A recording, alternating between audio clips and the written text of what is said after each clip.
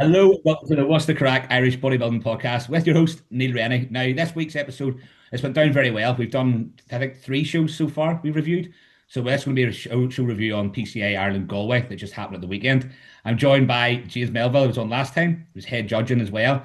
And then I'm also joined by a new guest, Nadia Keane. Now, Nadia is a PCA pro. She is a judge as well, but she's also had a heavy influence on sort of growing PCA Ireland with the reels, got the interviews and all that sort of stuff done. So I want to introduce Nadia a little bit and actually sort of talk a little bit about you, Nadia, just to give people a bit of background to yourself. Yeah, so what do you want me to talk about? What do you want to know? Well, I'd like to know sort of maybe why the interest, I suppose, in the Irish scene. Yeah, so for those who don't know, I'm actually from Galway. We've just been talking about it there. My accent has faded drastically, which I don't want to talk about. Really upsets me. But I lived in London from the age of 18 and I live near Liverpool now. But one of the main reasons that I have such a passion for PC Ireland is because I'm Irish myself. And when the lockdown happened, I actually moved back home with my parents for I think like 8 months, and I considered staying in Ireland.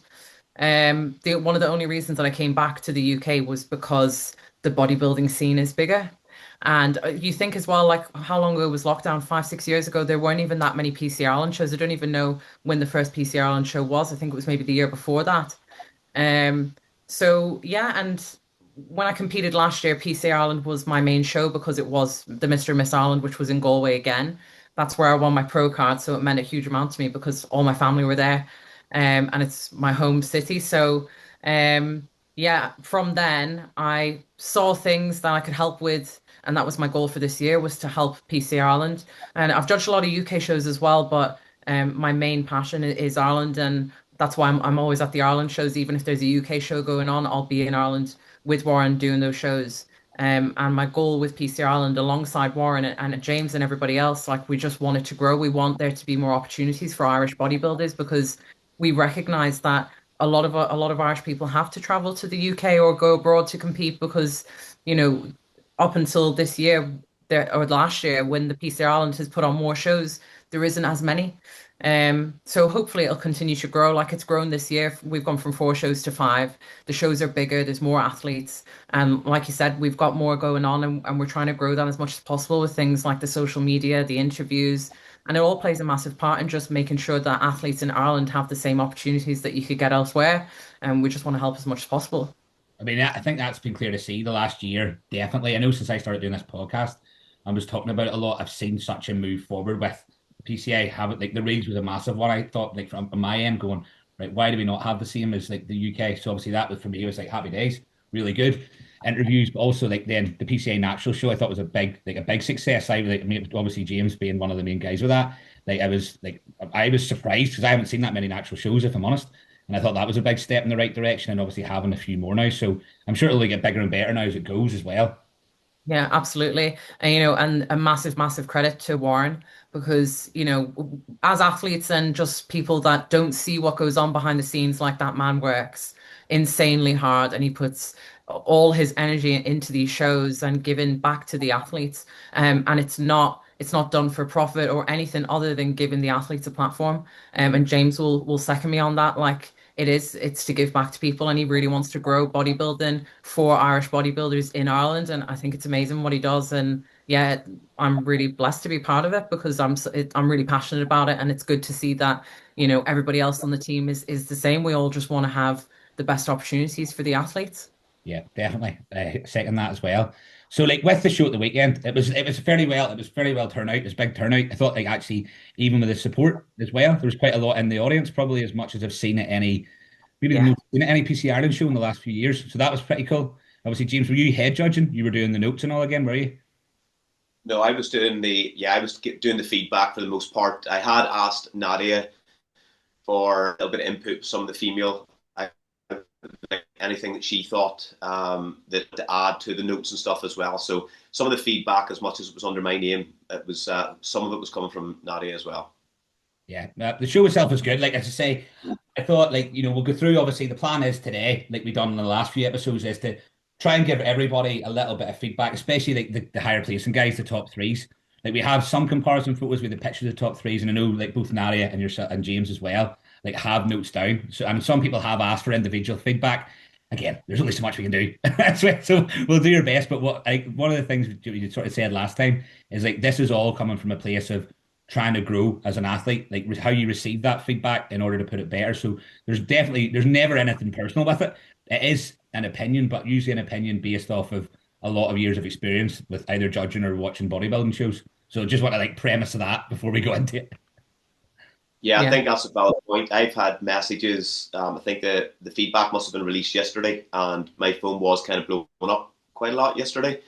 To be honest, like most people were, very happy with the feedback and stuff because you're always trying to make sure that we're like to cover the positive critiques, but also if there's anything that short term can be fixed, and particularly for athletes who were competing last weekend and are going into the World Championships, some of the feedback, we need to be careful in how we sort of word it because if people sort of think, oh, they've just put a downer on my appearance and I've got a week to the words, there's not enough time to fix. But most of the athletes that were there at the weekend that were competing at the Worlds, any fixes were small because they've already been prepping all season. So their condition for the most part is on point. If there was any negatives, it might have been maybe slightly peaking strategies or different things like that that can be easily fixed and improved going into this next week. So most of the ones that I got, feedback from yesterday was very, very positive, which is really good to see. Yeah, cool. No, so what we'll do is we'll start. I'll go on to so Stephen Black sent me the photos over. So like if you're wanting to buy them, you can still go to Stephen Black and actually get them. I believe is it through the PCA website or Stephen himself, Nadia? The PCA website. I'd also like to add as well, athletes, if you haven't seen, you can buy your reels for your routines. I record them from the judges' table with professional camera. And we also have a side of stage photographer because we know that reels are something that's really important to the athletes for their routines and their eye walks. And it's something that we do want to bring in to have on our main feed from next year. And it is in the process.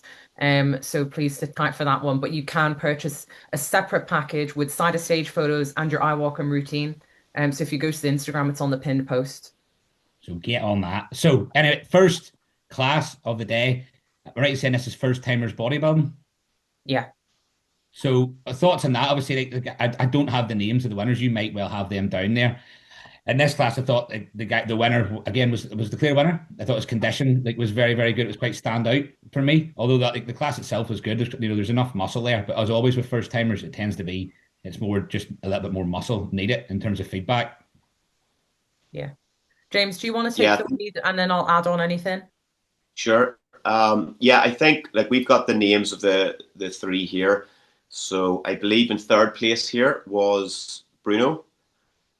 Look, and this is again we discussed the last time. Neil, very quickly, like whenever you have first timers, we still, as much as it's their first time on stage, we still have to critique them as if they're any other bodybuilder. So the same criteria is relevant to these guys. So muscularity, symmetry, proportion, condition, etc.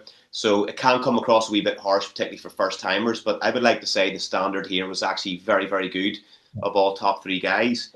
The feedback that I'd give to Bruno in third was we said like nice, needs a bit more condition, more chest thickness, but overall he's actually got a very very nice foundations and a good level of muscularity. I also think like his tan, as you can see there, even in the image, could have been a little bit darker. Yeah. And most of the condition improvement really was in through the back. Yeah. Not, Agreed on not my it. end as well. Even one of the things you'd said last time that stood out to me was even like the trunks and stuff, and that's all I could think about when I was watching it this time as well, was like how they're sitting, how far up they're sitting, and how that can really taper a physique. So it's something to note, like Yeah, especially the first time that maybe doesn't have that same stage experience, like how much of a difference, like you say, the tans, where the thong sits, like it does make a big difference. yeah, and like again, not the plug, but well, a wee bit of a plug. Bell bikinis that like I get my trunks handmade, like for the price that she charges for custom made trunks to fit your frame based on the size you're going to be walking on stage. Like you can't put a value on that. Like, and those small details, as you said, can make the difference. Like even if his arguably all like the guy in second, guy in third, trunks up maybe a little bit higher on the sides, a bit more of a pro cut might be something that you want to invest in, because most of the trunks you're buying off eBay are like 25, 30 quid, and it's hit and miss whether they're actually going to fit you or not. But you can get them custom made for maybe a couple of quid more. Aye, well worth it. Yeah. Um, yeah, so if we go to second place, we have Richard Walsh, and feedback was, I said, actually very, very strong foundations, great stage presence. I actually liked his energy on stage. That was something that jumped out at me. I said he needs a little bit more back thickness and condition overall. But again, like the back thickness is something that you talk about your long-term project. The condition is something which is very fixable because he wasn't that far off. So that's just maybe a little bit of refinement coming into the next competition. Very nice structure there too, like very wide through the clavicles. You know, one of them guys that you go, yes, with a little bit more muscle, this would be not that it's not a good physique now, but it has the potential to be much. There's a lot of room to continue to grow that out as well as a first timer, which is always like it's always a positive. Yeah, completely agree. And then lastly, we have in first place Paul Lyons, and yeah, you can see there actually.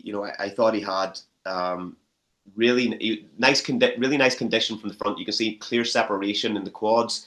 Actually had a nice midsection, etc. I thought like if you wanted to nitpick a little bit more crispiness from the back, so a wee bit more condition. But again, you're talking a matter of weeks. That's all that you want to sort of say. That's how far you're off. It's not months and months out. It's only a couple of weeks more refinement. But I actually thought like overall he looked really good and a good level of fullness in the muscle too. I thought with Paul, I think his name is, like I thought he had quite a nice balance. Okay, he's not the biggest guy, but I didn't look at his body parts and go, oh, there's a weak body part. Like I thought generally he flowed well, like everything was fairly balanced. Again, it's like I don't want to keep saying it, but just more muscle. But sure, that's what we're probably all looking for as well, to a point. Yeah, that was what I Yeah. wanted to add. He had really nice shape. Like balance from top to bottom was really good, especially in like his front and back relaxed. He had a really nice shape and structure. And like you say, for him, I think it's just a case of adding more into all the areas overall and just continue to grow in a balanced way. But like for a first timer, really nice. Can I ask a question to you both? Actually, see, do you ever is it majority of the time would the judges agree with the decisions the majority of the time in terms of like say the top three placings? Yeah, me and James generally tend to agree to the placing, don't we, James? Yeah, it's been pretty bang on. Like, and that's we've been on the panel beside each other now at least twice, maybe three times, Yeah. and it's definitely, and it's like I value Nadia's opinion on all the categories and stuff like, but even the likes of her wee bit more of an input into the female divisions, I find really helpful as well, and I want to develop more as a judge and being surrounded by really good quality people like Nadia really does help. So we really agreed across the board. There was a couple of ones that we just because you're watching the call outs and like the thing with the judging is you have a bit of confliction. Am I missing something or is what I'm seeing correct? And you have to trust, particularly if you have enough belief in your own ability to assess somebody's physique, you have to trust with the people that you decide to choose in those top three. And there was only maybe a couple of categories that you might have had first and second flipped. Yeah. But that's going to happen whenever you have categories which are really close, which we actually had quite a few at the weekend there as well. Yeah, I'm looking Yeah, I'm forward going to to them as second what well. James has said there because, like, generally when we're judging, we don't like we wouldn't sit together and be like, oh, who have you got or who have you got? Like, you make your own decisions, and then we will kind of, let's say, when they're doing routines or a pose down, we might then discuss amongst each other if there was a difference. So I would go to James and be like, oh, who did you have? And he'll tell me, and then he'll give me his reasoning, and then I'll give my reasoning. And it's nice because we can see each other's perspective. Because at the end of the day, bodybuilding, it is a subjective sport to a certain degree. You've got criteria that you have to meet. And we follow that criteria when we're judging people. We go, sometimes when it's tight, we literally go pose for pose. And when we're looking at two people who are close, but you might just prefer someone's look a little bit more than someone else. The main thing is that you always have to be able to justify your decisions and give your reasoning for it. And I think sometimes if me and James ever do disagree, we discuss it and be like, well, I thought this or I thought that. And it helps us because we both learn off each other and bounce off each other. Because like same like what James said, I really value his opinion. He's got a brilliant eye for bodybuilding. And 99% of the time we agree down to the letter. And even when we're doing feedback, like I might turn to James and say, oh, can you put that in the feedback? And he'll be like, already put it in there, or he'll be like, "What do you think of this? Should I put this in?" And I'll be like, "Same. I had the same idea." So, it is really good, but we do learn off each other, and I think that helps a lot because you want to grow as a judge and improve all the time. You've got to be open to other people's opinions and thoughts. Yeah, yeah. I mean, it's, as you say, it's subjective, but there's objectivity about it, isn't there? Yeah, Junior bodybuilding class. I thought this was a very strong class. Actually, I mean, to me this year, like the last few years, have been like I think like the junior bodybuilding classes have been really, really strong. Like they've impressive. very deep lineups, and very. Like, I thought the winner again. I like you talk through the names, James, if you have them down there, but he was very impressive. His Yep. conditioning was like, and I don't think that does him justice actually. Like through the quads, through the serratus, it was like whoa, flipping peeled out. So he was. Yeah. Yeah. Yeah, that's Matthew Jennings. And I agree. Like even in the feedback that was sent to him, I says very nice structure, very high level of condition, and it was a great performance. He had a really nice presence on stage as well, and I think that comes from a place of confidence. You know, he knew he has the feeling as what he's actually brought to the stage, and you can kind of tell that in an athlete. You can see it in their eyes. You can't fake that, but yeah, he's got a lot of promise, and thought his condition from the front in particular was very, very good, on the money. Nice balance and a really good level of fullness. Yeah, and combined just with his stage presence, thought it was good. Yeah, impressive. Nadia, your thoughts? I think, and obviously the other two guys as well. Uh, Second place looked good as well. He was good. Obviously, like I thought first was clear winner, but second had a good again a good structure about him for a young lad. Yeah, absolutely. I thought this top three was very, very good, all of them. Obviously, third place there, he's got a lovely shape, just again needs a little bit more condition. But as a junior, again, that's something that comes with time and experience. Sometimes you've got to do a couple of preps to really nail that condition and get to that level of condition. Second place, again, really nice shape. He had a really good level of condition as well. I actually don't think it shows in this photo how lean he was. He was very lean, from memory. James, you can back me up on that. I think he was quite conditioned. Yep, I actually said yeah. It was a pretty good. My feedback was a pretty good level of condition. So again, you could see through the front, and he posed it really well. As soon as he hit the legs hard, clear separation. There was no like blurry lines between each of the heads of the quad.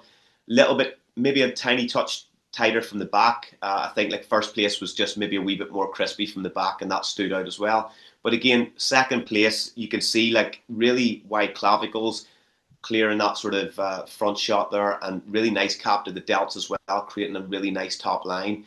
Real, to be honest, all three of these guys have really high potentials moving forward, and I can't wait to see it. It's been so strong. The juniors, like it's just crazy what's coming up now. And you're going, these guys are going to catch me. So the novice bodybuilding. I'm right in saying this was quite a large class. Uh, Let me have a look here. I think we had about I think seven there in was six. novice. Yeah, Yeah, you're right, six. yeah. So that was probably one of the But bigger again, classes of the day. yeah, yeah. So if we start from first, that's going to be, just make sure I get this right, Christy McLaughlin. Yeah. I've definitely seen Christy throughout this season multiple times on stage, and for me, this was the best that I've seen him all year. Definitely improved condition once again. And again, it's easier to peak a physique which is more conditioned. You try and explain this to people that are trying to get ready for a show. It's not always your peak that's mucking your look up. It's the fact that you don't have the look to peak. And for me, you could see with his development, it was just improvement marginally throughout the course of the year. And for me, really nice way to, I don't know if his season's finished or he's going to the Worlds next week, but I thought that was the best package he's brought. So really well done. He was competing in May. I think he done May at the Irish show. I think I said his wife or his partner, anyways, was competing in this show as well, and they had kids as well. Yeah. So it's like, honestly, like, I thought real like, fair play. Yeah, definitely his best look that he's brought. It really was. So would you have any sort of critique for him? Even just looking at the photo there, I'd like to see what can like really like it's one of those. Like, I think he's come on a lot. I thought his conditioning was fairly good as well, but you can see in that top line, it's actually quite a nice. His upper body's fairly nice there, but just to match that out and to balance it out, I'd like to see more quad sweep. I always feel bad saying that on my end because that's the one thing I'm like fucking constantly looking in the mirror about. But that is a again, pull the trunks up a wee bit. I just can't get over that now. I can't see past it now. That's what I would Yeah, add. I've never, I don't remember seeing him before, and that's the only thing I would add is just more in the legs Yeah.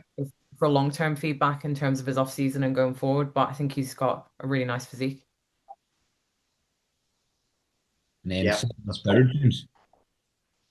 Sorry, Second and third. second and third. Just make sure I've got this right. Yeah, so we have James Moran in second. Is this novice? Yeah, Yeah, it was, yeah. yeah, okay, yeah. So we have second, yeah, James Moran, and I actually said nice balance. I really like this tan as well. These are the finer details that really do add up. And let me see, just make sure I've got that right. Great tan. Needs a bit more condition to polish the look, but I actually thought, like, from the front and particularly, looked really, fairly complete. Again, you could argue a little bit more, tiny bit more quad sweep, but all in all, really nice shape and structure there. Tan looks good, and actually his presentation I thought was pretty good as well. Nadia, you any thoughts on that, James?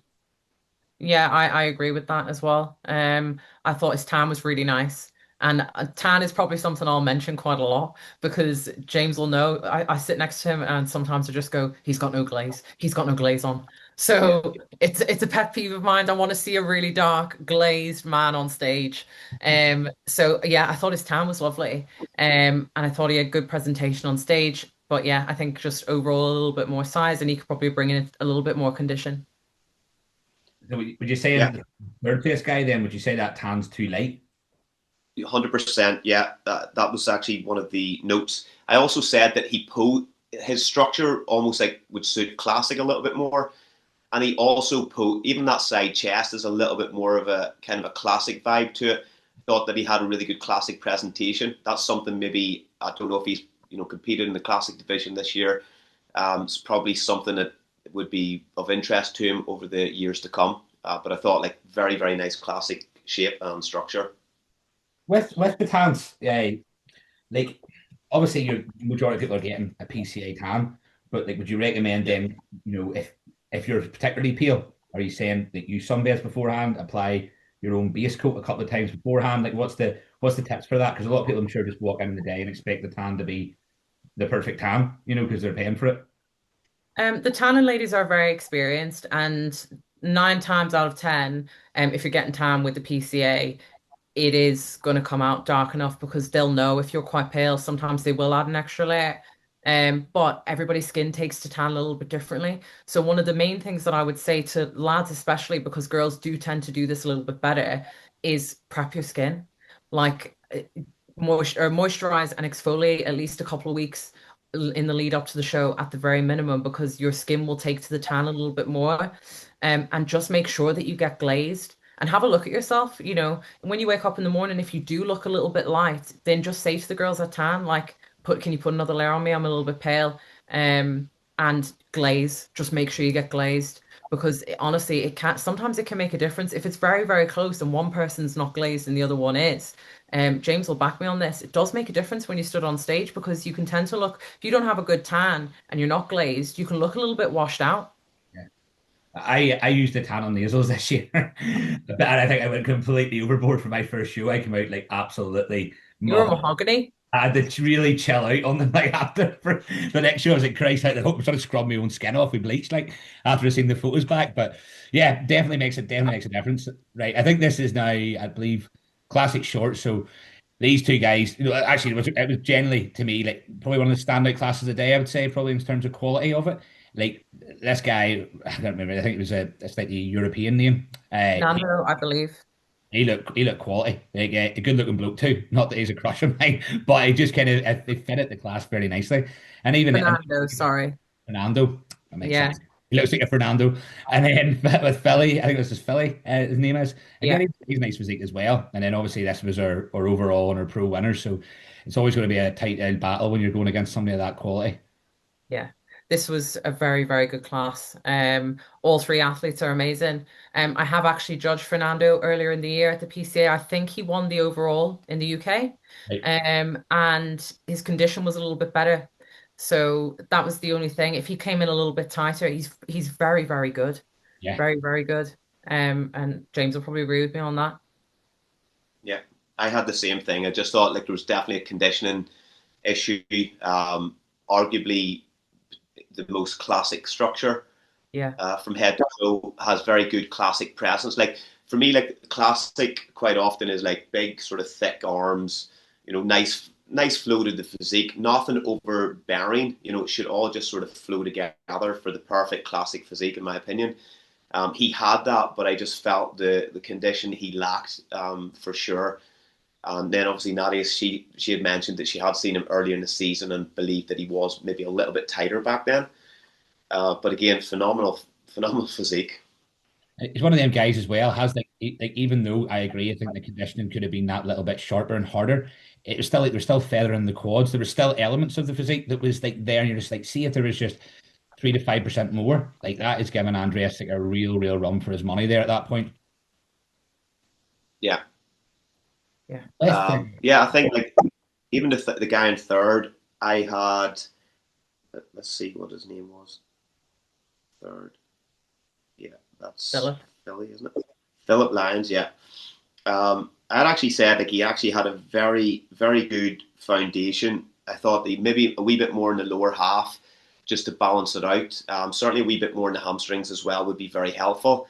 But I thought that he had a really nice. Again, he posed very classic for the most part as well. Thought his presentation was good. And those things are just a little bit of time, maybe like one off season, and he'll be sitting there knocking on the door. Overall, I thought his condition was pretty good as well. It's one of those classes you go into feeling pretty good about yourself, and you look around and go, "It's gonna be a tough day at the office this one, like, isn't it?" Yeah. Yeah. So, what's your opinion on Andreas then? Myself, Obviously, the winner. yeah, Yeah. like Andrea, like I thought Andreas was tighter in the dairy show that he done with when I was in it with him. Thought it was slightly tighter. Thought he was fuller here, and I think he's on the. I think he poses. He's posing better as a classic guy, but I think like he could be on the borderline of being too much for classic. So I think for me personally, I think he needs to watch over the next few years how he develops. Otherwise, if he wants to sort of stay with, I mean, he might give this PCA Pro card up and go into the bodybuilding as well. Take the 3 pro cards like, but Yeah. I still think I still thought he was the winner, but if Alejandro, sorry, the guy in second, if he came in, Nando. sorry, Fernando, if he came in second, if he came in sharper, I think he might have took Andreas, to be honest with you, because it was close. He had that like, sort of stoic look about him as well. But I just thought, well, he actually might pit this here. I was interested in seeing which way you guys would go with it. The thing about I think. Andreas' physique is, sorry, James, he's very bubbly. He Mhm. has this lovely bubbly muscle. I really liked the fuller look. I agree with you. I think he was a little bit more conditioned at his last show, but he looked really big on stage. Yeah, And the shape, the taper, like it's incredible. When he walks out, you can't help but have your eyes drawn to that because he is quite big. So I get what you're saying there in terms of like pushing that size. I wouldn't say he has to add a lot. I would say refinements if he wants to stay in this class. I don't think he has to add a lot of size. I think he's pretty much thereabouts. But the taper, the bubbly muscle, it's a friggin' unreal package that. he's very big in the delts, and it just enhances that that waistline like even more. Like it's incredibly impressive. Like you're standing beside him. You're like, there's not a lot you can do when it comes to going against somebody with that structure. So like, he's very impressive. Deserved the pro card, like in my opinion, as well. Absolutely, yeah. We will move Right. on to the classic tall, shall we? Yes, yeah. Our good lineup. The Yeah. classic guys again as well. Like I mean, like I think classic is becoming ever and ever more popular now. Like it's interesting to see even comparatively the numbers compared to the bodybuilding classes. Like I was over at the PCA show in Birmingham, with probably one of the flagship shows I think, Nadia, and it was the classes were ran. I think they're now having to do 4 classic classes, but there were so many ones in it. Yeah. It's a popular class. We have Chris Bumstead to thank for that, probably. Like when I Yeah, went to the Olympia, like I can't explain to you the queues that there were for Chris Bumstead in 2023. I didn't even know that it was at that level, that like queues going out the door. So I think it is a really popular class, and when it's done well, like you can understand why, because it's a class thing to watch. It's lovely shape, it's lovely posing. It's a good class to be in. I've been asked about this as well, so I'll ask you: is there a room for a junior classic class? Do you think at PCA level? Probably. Mhm. Um, you've James, you could give an opinion on that as well, but like we would have to have enough juniors wanting to enter that class in order to put it on. If there was a huge demand for it, then I'm sure Warren would be open to adding that in. I We've think it got would junior be, but bikini, it we've might be got at junior the expense of bodybuilding. the junior bodybuilding, especially if you say that demographic now, the younger generation, the younger, I always feel like I'm really old and talking like that, but like that younger generation tend to go towards classic. I think it would be very popular, but it might be at the expense of the junior bodybuilding, and then it might also be because they're younger and the level of development maybe isn't quite as much. It might get a little bit lost into, well, what's junior bodybuilding and what's classic, if that makes sense. Yeah,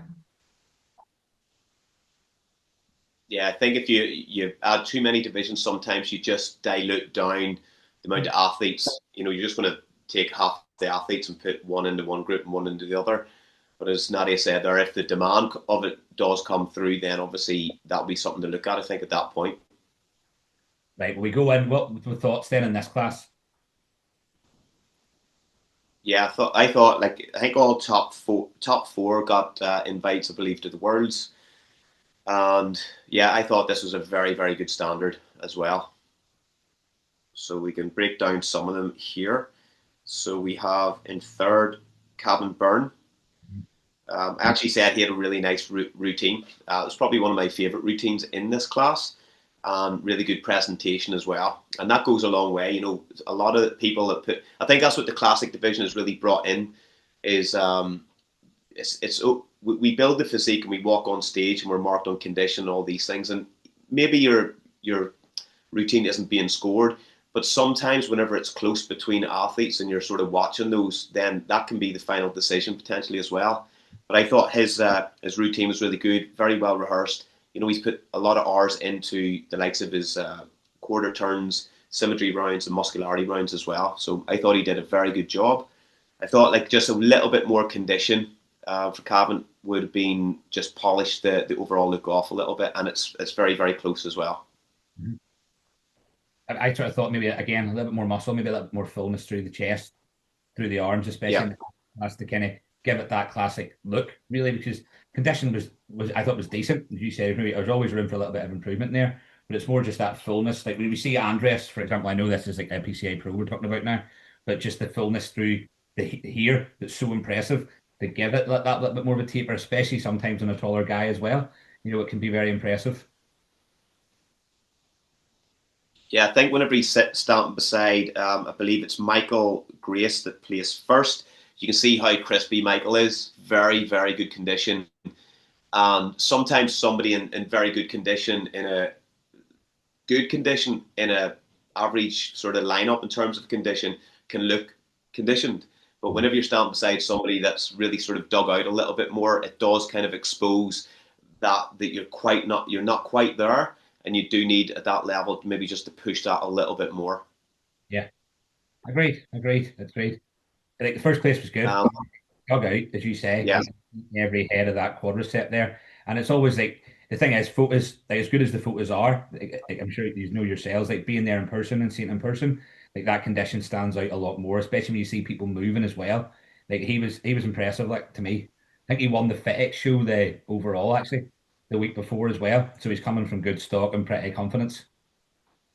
that's a good point to make as well. Like, I think when you're looking at photos or maybe you're watching reels from home, like it's so different when you sat there looking at it in real life in person. The photos are never going to be exactly like what we see. And sometimes our judging is also based on how they're moving on stage. Like we've got sometimes we have people who in between hitting a shot, they just completely relax their physique or their midsection, and that comes into play when we're judging them. But that won't be seen in a photo. So you've got to always bear in mind that like it is different what you see in the pictures than what you see in front of you when you're there on the day. That's a good point, Natalie, because people like you get the photos there and say, "Oh, I should have won that," and you're there in Yeah. person going, "It's not the way I seen it." As you say, like maybe the midsection's gone or the quads are completely off, and like as far as I've been told, it's like when you're on that stage, you're being judged. Yeah, absolutely. And I think I remember mentioning it to James to put in some feedback for someone, I can't remember who, but yeah, always stay in your poses. That's something that I need to say. Like practice your pose in fitness. Don't just practice your pose and practice holding them in rounds because you might not think we're not judging you, even if you're stood to the side. And let's say we've done a call out and you're maybe in the first call out and then you go to stand on the side. I will still be looking over there. And it does play a part, especially when it's close. Yeah. I And think then that was the men's physique short category. You brought that up, Yeah. 100%.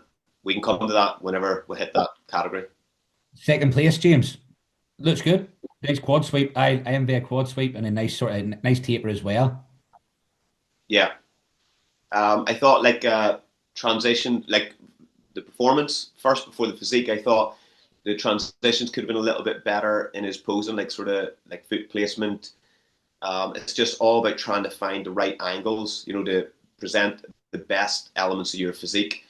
And like I try and explain to people the best way to do it if you're assessing it yourself is do your side chest and record it, but kind of move into different positions. Take 10 pictures of that side chest at different points and just sort of go which bit actually looks best and then learn how to pose it like that. The same there, like the front lat actually looks really good, like to be honest. Really nice quad sweep, good separation in the quads, pretty full through the chest. You can see in the shoulders and arms as well. I would be like even small adjustments, pushing the hips back, just a wee slight hinge, brings a wee bit more detail into the upper thigh as well. It just creates a better overall X frame as well. So it's just like little small tweaks, but I thought he was actually very, very good. He was like the guy that won it again. Like, I think it's probably clear enough that he deserved to win it. But there's a guy of very, very good quality as well beside him. Like if you say that top three is good, some shows they might get a win, and that's the thing because you can come away from a show and take a win, but you could come exactly the same or even better to another show and come third or fourth depending on the lineup. And that's why like taking the feedback on and like gauging your look off of your best look is really important. And that's why like I say the feedback is so important because just because you've won a show does not mean that you come in better or there isn't feedback that you can take from that. Yeah, I think like with him as well. I think his name's Adam. Yeah, Adam Bates. It was just like, although like you can see in that pose, sorry, he looks like pretty complete. I just said like just overall a little bit more muscle in most of the areas. I think will really create just more density. Whenever people talk about, it's hard to have muscle maturity whenever there's areas that maybe just aren't thickly dense. Muscle maturity is definitely based on the density of the muscle and the time that it's been on the frame. So for me, like he's got all the foundations to be an absolute cracker, and literally just with a wee bit more time and adding a little bit of wee bit more density into the muscle, it's going to be a better look, and he's going to win plenty of titles moving forward. Oh, that's good feedback. That's good feedback. That's the beauty of it too. Like, that's something you can take on board and go, aye. Like that's the beauty of bodybuilding. Now the masters class, I believe masters over 40s. Yeah. Quality. Yeah, I love this one. I love this category. I thought like they came out and actually I think me and Nadia both sort of said the standard in this because you see the condition, the at that age you're going to have the maturity of the muscle, and then it literally comes down to right who's missing what, and it's that was probably the hardest category up until this point to judge. I felt. So Yeah. why did the guy, what's his name, Chris? Nice guy, so he was. Why did he win? Because he was the most balanced, the most complete out of all them. Because third place, shred it. Second place, very, very good, a bit more muscular and shred it. And then, the winner to me was just potentially the best of every sort of criteria within it. In terms of his balance, his flow, his condition was very good. He had enough muscle mass there. Like, that was my thoughts on it. Yeah. James, do you want to take this or are you happy for me to comment? You get a comment in there too, 100%. Go ahead. Yeah. This was very close, this class between first and second. Um, Chris, who came first, an incredible physique.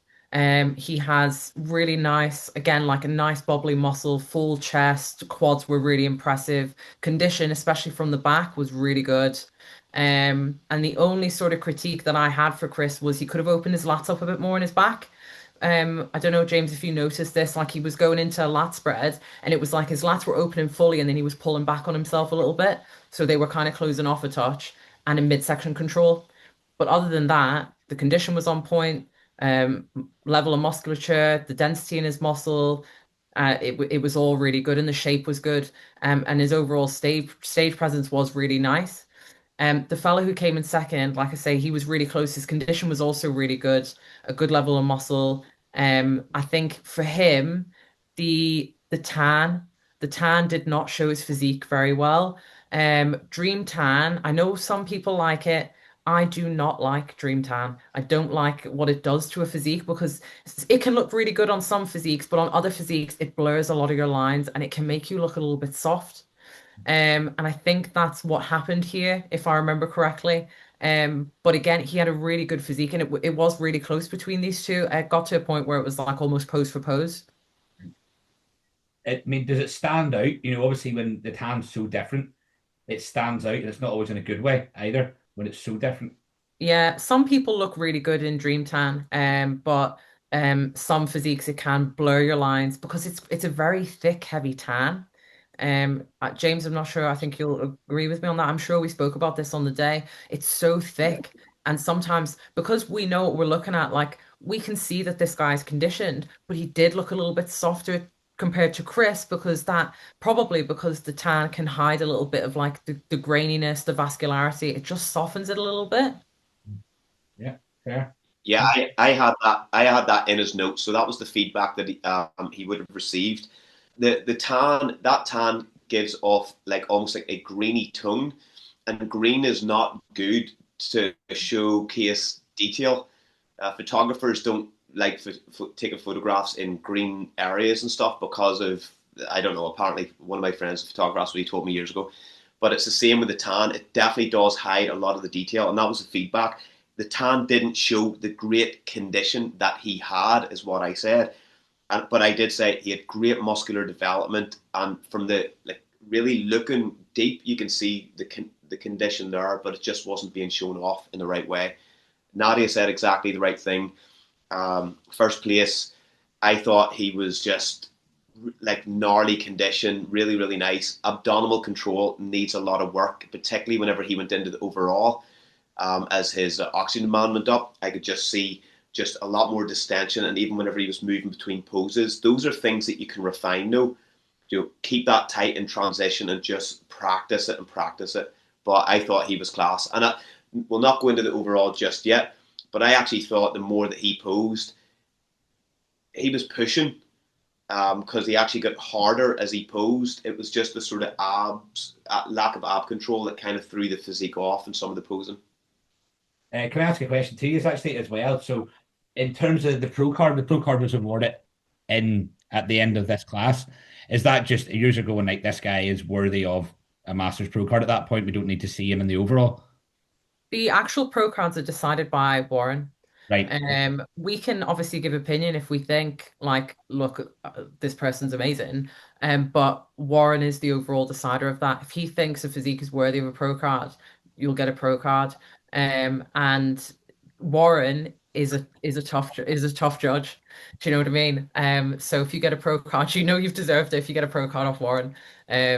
But yeah, like that was awarded. That was Warren's decision. He thought he was a brilliant bodybuilder, and you've got to think as well, like his class. Yeah. And we don't always see young looking physiques in a master's class. Does that make sense? And he looked really fresh as well. Like I say, really full, nice muscle bellies, unreal condition. And I do think that he'll do well as a master's pro. I really do.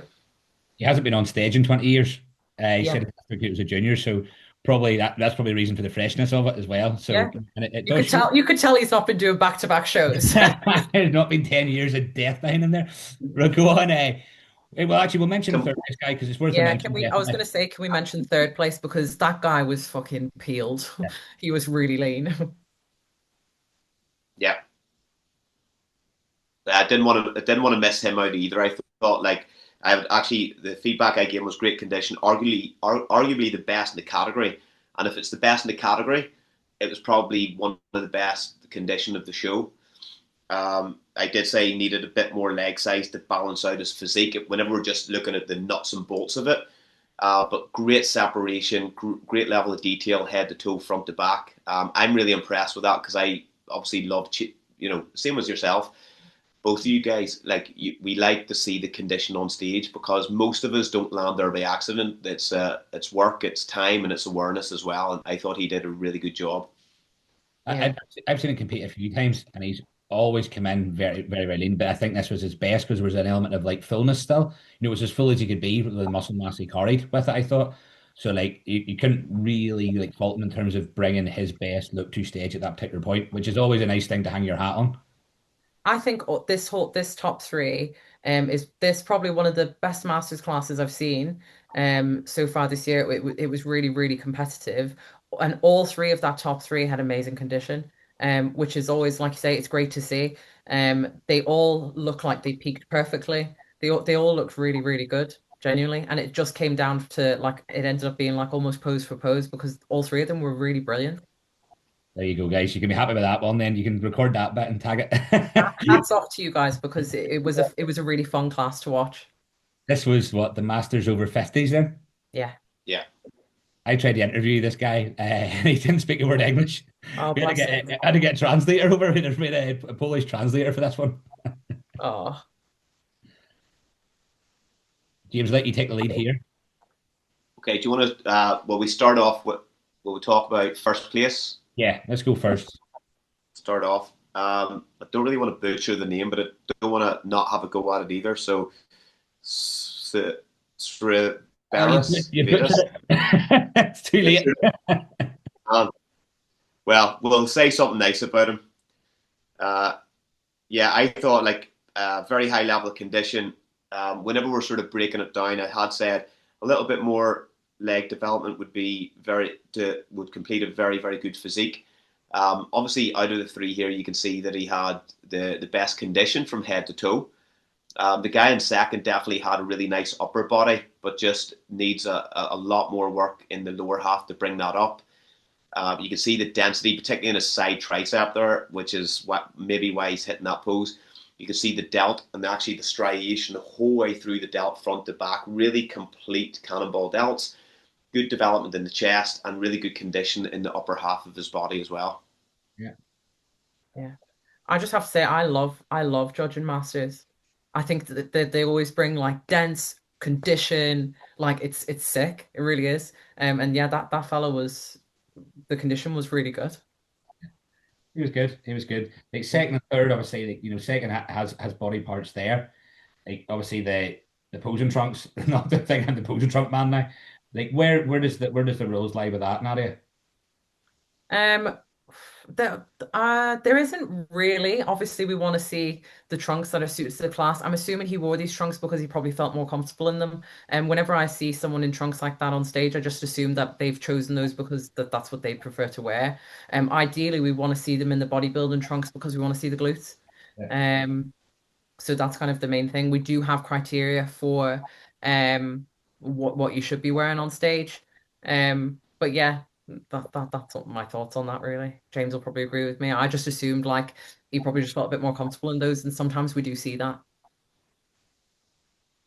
James, you any more to Yeah, I say? think like obviously in bodybuilding you should be wearing stuff that's going to showcase your complete physique. The only sometimes if somebody's like using like the PCA doesn't even really have a criteria because obviously I compete in the classic division. They don't really even have a criteria with classic trunks. Like you can still just wear, and in fact, some of the judges actually just prefer you wearing bodybuilding trunks. But the differential in that category is how you present your physique, and then ultimately the look as well needs to be factored into. Is that a classic look, and fit that criteria that way? So I suppose like the trunks has to, as an athlete, you need to be picking trunks. It's the same with the females. picking bikinis, which Nadia had sort of talked about to me as well during the show. You should be picking something to fit your physique. So it's the right fitting. I think Nadia had made that reference as well to a couple of the athletes as well. So it's the same criteria for the guys. You should be picking stuff that shows your physique off the best way possible. Yeah. We'll put it this way, like if let's say if it was pose for pose and person in first place had really lean glutes and we can't see the person in second place's glutes, then it would go to first. Does that make sense? Yeah. So, right, well, we go to the bodybuilding classes now, the sort of the short class. Yeah. So I think there was three in this lineup. Cam Wright, the winner in this, muscular guy, very well conditioned as well. Good physique, very very good quads, and probably structurally a little bit limited because of his clavicular width is quite narrow. So it's like it's to sort of and continue to get better and better. He probably doesn't need much more in the legs, really. I think the legs are good where they are. Probably a little bit more through the delts, a little bit more through the chest because he has relatively good arms too. It's just trying to create that little bit more width as well, and even probably with his posing, how maybe he works his midsection. I know we'll touch on the overalls, but by the overalls, I felt maybe the midsection control was starting to go, which gave him a little bit more of the blocky look, which obviously against somebody like Andreas, you're going to be, it's going to show that 10 times as much. I agree with that. Yeah, that feedback. It was in midsection was the only thing that's the only thing I can think of off the top of my head. Really was a main feedback. Midsection control. It's so important. There's like when you're judging people on stage, if you don't have that midsection control, it can really impact your look. So again, posing fitness, just doing rounds and rounds and rounds. Yeah. Good athlete, though. Good, strong athlete. And then, James, you want to comment on Cam? Yeah, I agree with what you're saying there. Because I think you can also see like he's very trap dominant, even in that most muscular pose, which is telling me that his scapula is actually elevating up his rib cage at the back. I actually think whenever I'm teaching people how to pose the most muscular hands clasp, you should still be flaring your lats as if you're doing like a front relaxed and then pack in. And what that's going to do is it'll keep the cap of the delt, but it's going to create a wider top line. Whenever the scapula lifts up like this, you actually lose some of the delt. You can see it here. His Yeah, delts are because you so end up much. internally rotating a little bit. Yeah. And you lose that medial delt because of this. You have to understand where's the origin of the medial delt. It's on your shoulder blade. If it starts floating up your rib cage, it's going to start pulling on that muscle and it flattens it out across that front profile. But he's got so much density that he in that lineup he pulled it off. I loved his tan. You can even see it in the image there. That was one of the bits of the feedback that I gave him. Phenomenal level of muscularity as well. He's just very densely put together. So some of the things, what you mentioned there about maybe the abdomen control, it's all just little sort of posing issues that just needs a bit of refinement. But muscularity, insane. Really nice. And as you say, density, muscle is thick looking on that man. The Yeah. Matthew Kernahan, I believe, in second place, done a lot of shows this year. Competed with myself back in the Derry show as well. I feel like he's never quite landed it there yet I because love this guy's shape. I think he's got an amazing structure, good level of muscle, but I agree with you. I think I've judged him maybe twice this year, and I just don't think he's landed the condition perfectly. But with a bit more condition, like this would be very competitive, I believe. yeah, as you say, Nadia, like there's a lot of stuff is actually there. Like the taper's nice. He actually has very sweeping quads as well. He's pretty decent from the back as well. With especially the back lat spread. It's just like there's just that level of crispness and like there's just a softness that keeps coming every time he comes to stage. You just want to see him just get it right because it would have pushed, even with maybe a little bit less muscular density there than what Cam had. Yeah, I'd love to see him like just more condition. I think that would be absolutely on the money because look at that front pose. That shape and structure and size is really good. And also a darker tan probably as well. I don't think his tan from memory, I don't think it was dark on the day. I think he looked a little bit pale in comparison. Yep. This is what the feedback I'd given him as well. Definitely the tan hurt him. Matthew is very pasty. Would probably need. He was actually reached out yesterday to thank me for the feedback and stuff, and he is going this weekend. I love Matthew's structure. For me, even in that front pose, you can see the similarity between him and Andreas. Yeah. Andreas is maybe a little bit more density in the delts, but Matthew has actually got better quad sweeps. So if Matthew was able, and think about this, Andreas won, obviously, Andreas won the overall. If Matthew was absolutely, peaked, he would be pushing for not just titles and categories, but potentially in overalls as well. I think that's how good Matthew is. He's also a really, really nice guy too. Long term, a little bit more density potentially in the arms, a wee bit more in the chest. But all in all, his physique is complete, bar those couple of little bits. Just it's a condition thing. And I just hope that we see him land that. It'd be great to see a little bit of improvement coming into this weekend at the Worlds as well. It was I just second that. is their body fat to go off there stuff? I know that Matthew, they're saying that there's issues with the peak, but I still see a little bit of fat in around the glutes, and that's telling me that there's still a little bit more to come off. I've tried to say to people, it's better in a peak week. You can eradicate flatness to pull life back into the body, but the thing that you can't do in peak week is get somebody leaner. So you can play about like water manipulation, and that might throw in your favor or against you slightly. But if there's still a little bit of body fat to come off, it's better to dig that out first so you actually have time to feed into the show. Get your sympathetic nervous system sitting in a really good spot, and then that body is always easier to peak. So I don't know whether he's coming from like trying to dig and then his body's still under stress. He's driving food up maybe. On top of that, then you have gastrointestinal stress because now you're overloading your digestive system while not having enough time to recover before that sort of peak. That's kind of what I see. There's a little bit of fatigue in the muscle as well, potentially in his central nervous system, coming from the central nervous system. Yeah, I think that's a fair point. Just a little bit of fatigue. It looks like it's carrying now, but he's going to go to the Worlds. He's going to enjoy himself. It's going to be more feedback as well. But I think another year or so, and then really probably bring coming in a little bit tad leaner and peaking it right. Yeah, he could be very very impressive then going forward with it. So he can be.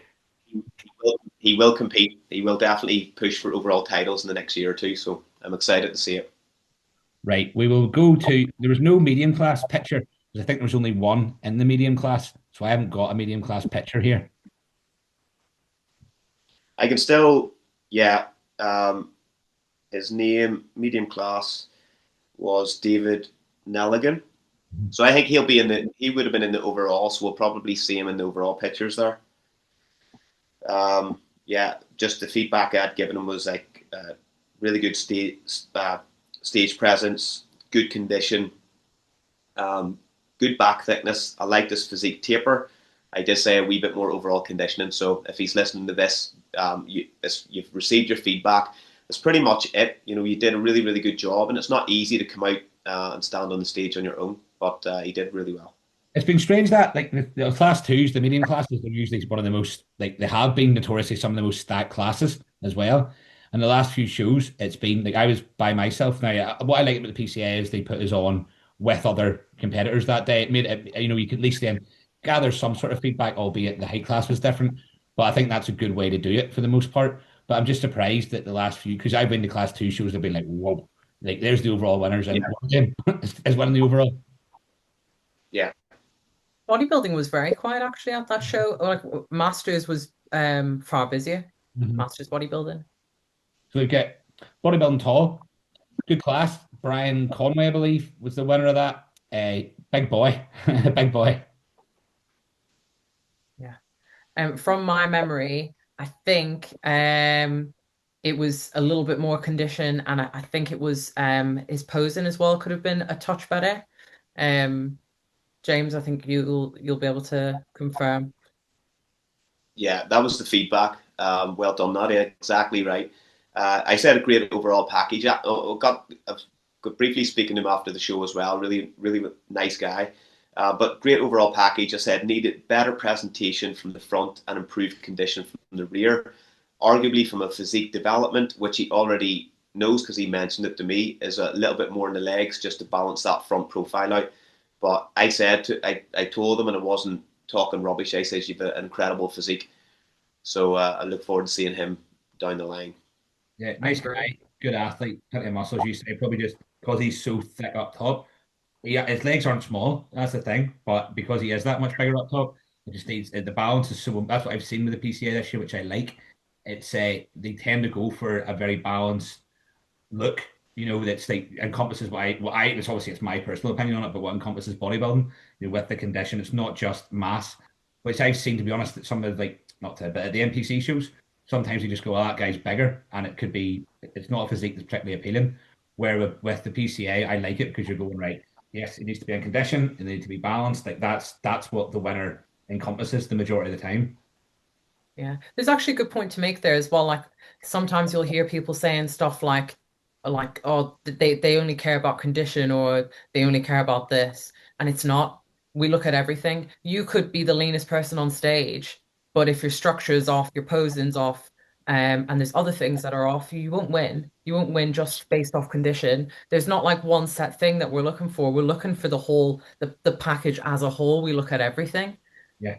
No, I see that because again, I've been to NPC shows, and I think sometimes it is rewarded because of right, this guy is big enough to be a pro and compete in the IBB Pro League, which I get, but sometimes that's at the expense of the a lot of the other criteria, which like I think that's it. Like the thing that the PCA encompasses a little bit more.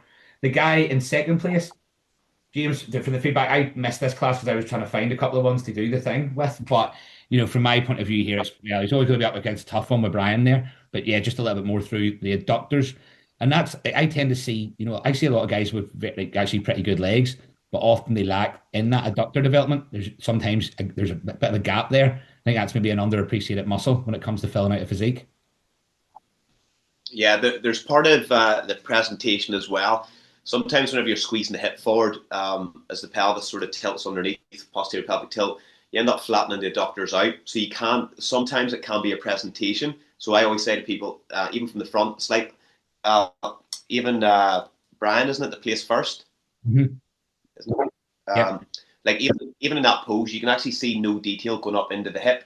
And the reason why that is the hip is too neutral. He's pushing the hip forward. He needs to pop the hip back, slight anterior pelvic tilt, and that's what I actually explained this to him backstage, or whenever he came off the stage. I said about squeezing into the floor, hips back, and then squeeze the feet forward into the floor, and that's going to bring your quads out right up into the hip. And the same with a doctor presentation, a little bit of an anterior pelvic tilt. I actually squeeze my glutes a little bit from the back, and that packs the adductors forward where they meet in the middle. But overall, the feedback I gave him was I thought he was a really good, really impressive, particularly in the upper half of his body. Just needs a little bit of overall mass, including like density in the lateral head of the quad in particular. I seen. Yeah. Nadia, do you have any thoughts on that one? Yeah, I would agree. I think sometimes we tend to see a lack of connection through adductors. We don't want to squeeze the adductors when we're posing, but we do want to make sure that we maintain the connection through there. Squeezing your glutes when you're in a front pose can really help, like what James said, it can help bring out detail even through your hip flexors, a little bit more detail. And sometimes we see an overbent knee. If you overbend the knee, you're going to lose connection through the adductors, and you're also not going to get full engagement through your quads, so you're not going to show as much detail. I think sometimes people might pose with a little bit of a bent knee because there's the impression that it makes your quad sweep look bigger. But do you do that? I'm incredibly guilty of that. I'm like that paranoid about my quads. And then I was seeing from the back. Actually, I was saying to James what was over the other day to tell me about the scared dog tactic from the rear, and it does make a big difference. It Yeah, really does. I look back at my photos and go, "Why did I not sort that out before I stepped on stage?" It was one of them. But yeah, you Yeah, live and learn. yeah. So yeah, agree with James. Adductors, and it's a posing thing. Yeah. Right. We will go. I think it's the first female class, so I'm looking forward to getting into some of these now as well. So the toned figure here.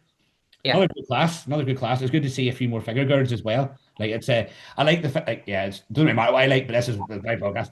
So I really enjoy the figure classes. And I like the obviously the fact that you can present a bit more. There's a bit more like posing and artistry with it, and then that little bit level of muscle and conditioning coming through. So yeah, the tone class was good. The girl at one I thought was really really nice shape, really good level of conditioning too for what the class like wants. Yeah. Do you want me to start off the girls? So yeah. you go ahead, Nadia. Yeah, so first place, I think her name is Victoria. Is it Victoria? Let me see. This tone figure. First place is Victoria. Yes. Yeah. Firstly, this girl is a ray of sunshine. At Tan the night before, at Tan the morning of, this is the second time I've judged her, and everyone comments on how polite and lovely she is, and it shines through on stage. If you hadn't met her before seeing her on stage, you could tell that she's having the time of her life. She genuinely looks like she's so incredibly happy to be there. And you wouldn't think that that would make a difference, but it does. It plays into your straight stage presentation, how you show up on stage, and she just looks really happy. So it's really nice to judge.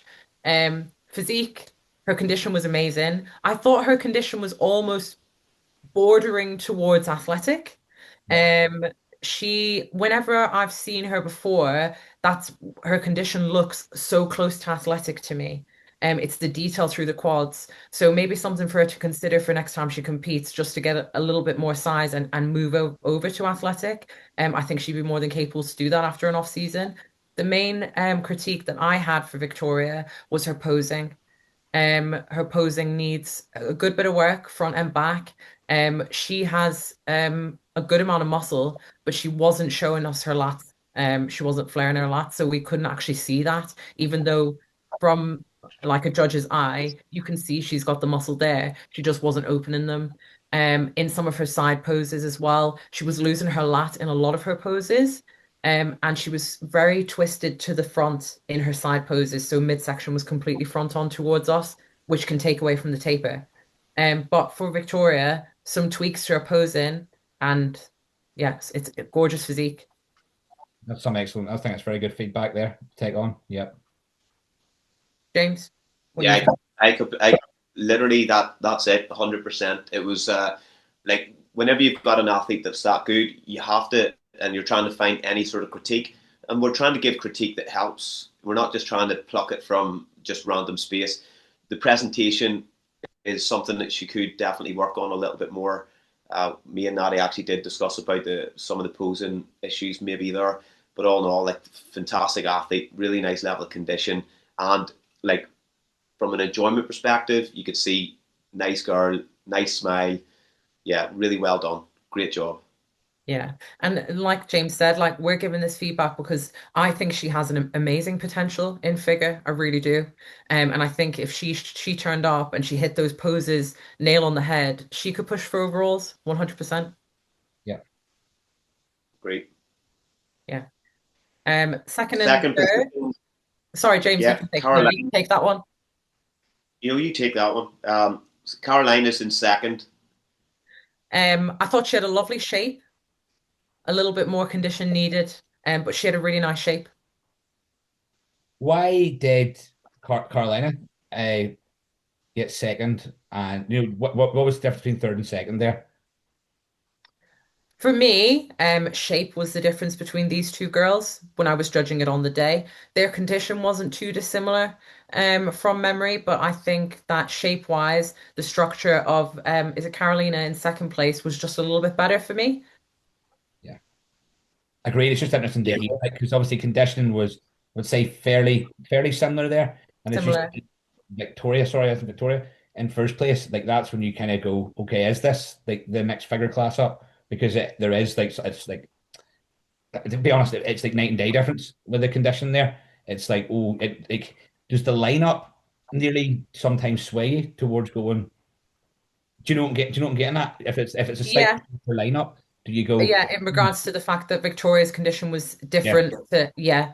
So it doesn't necessarily it isn't determined by the lineup. We have a criteria for toned figure. We don't necessarily tend to see girls who are too lean in toned.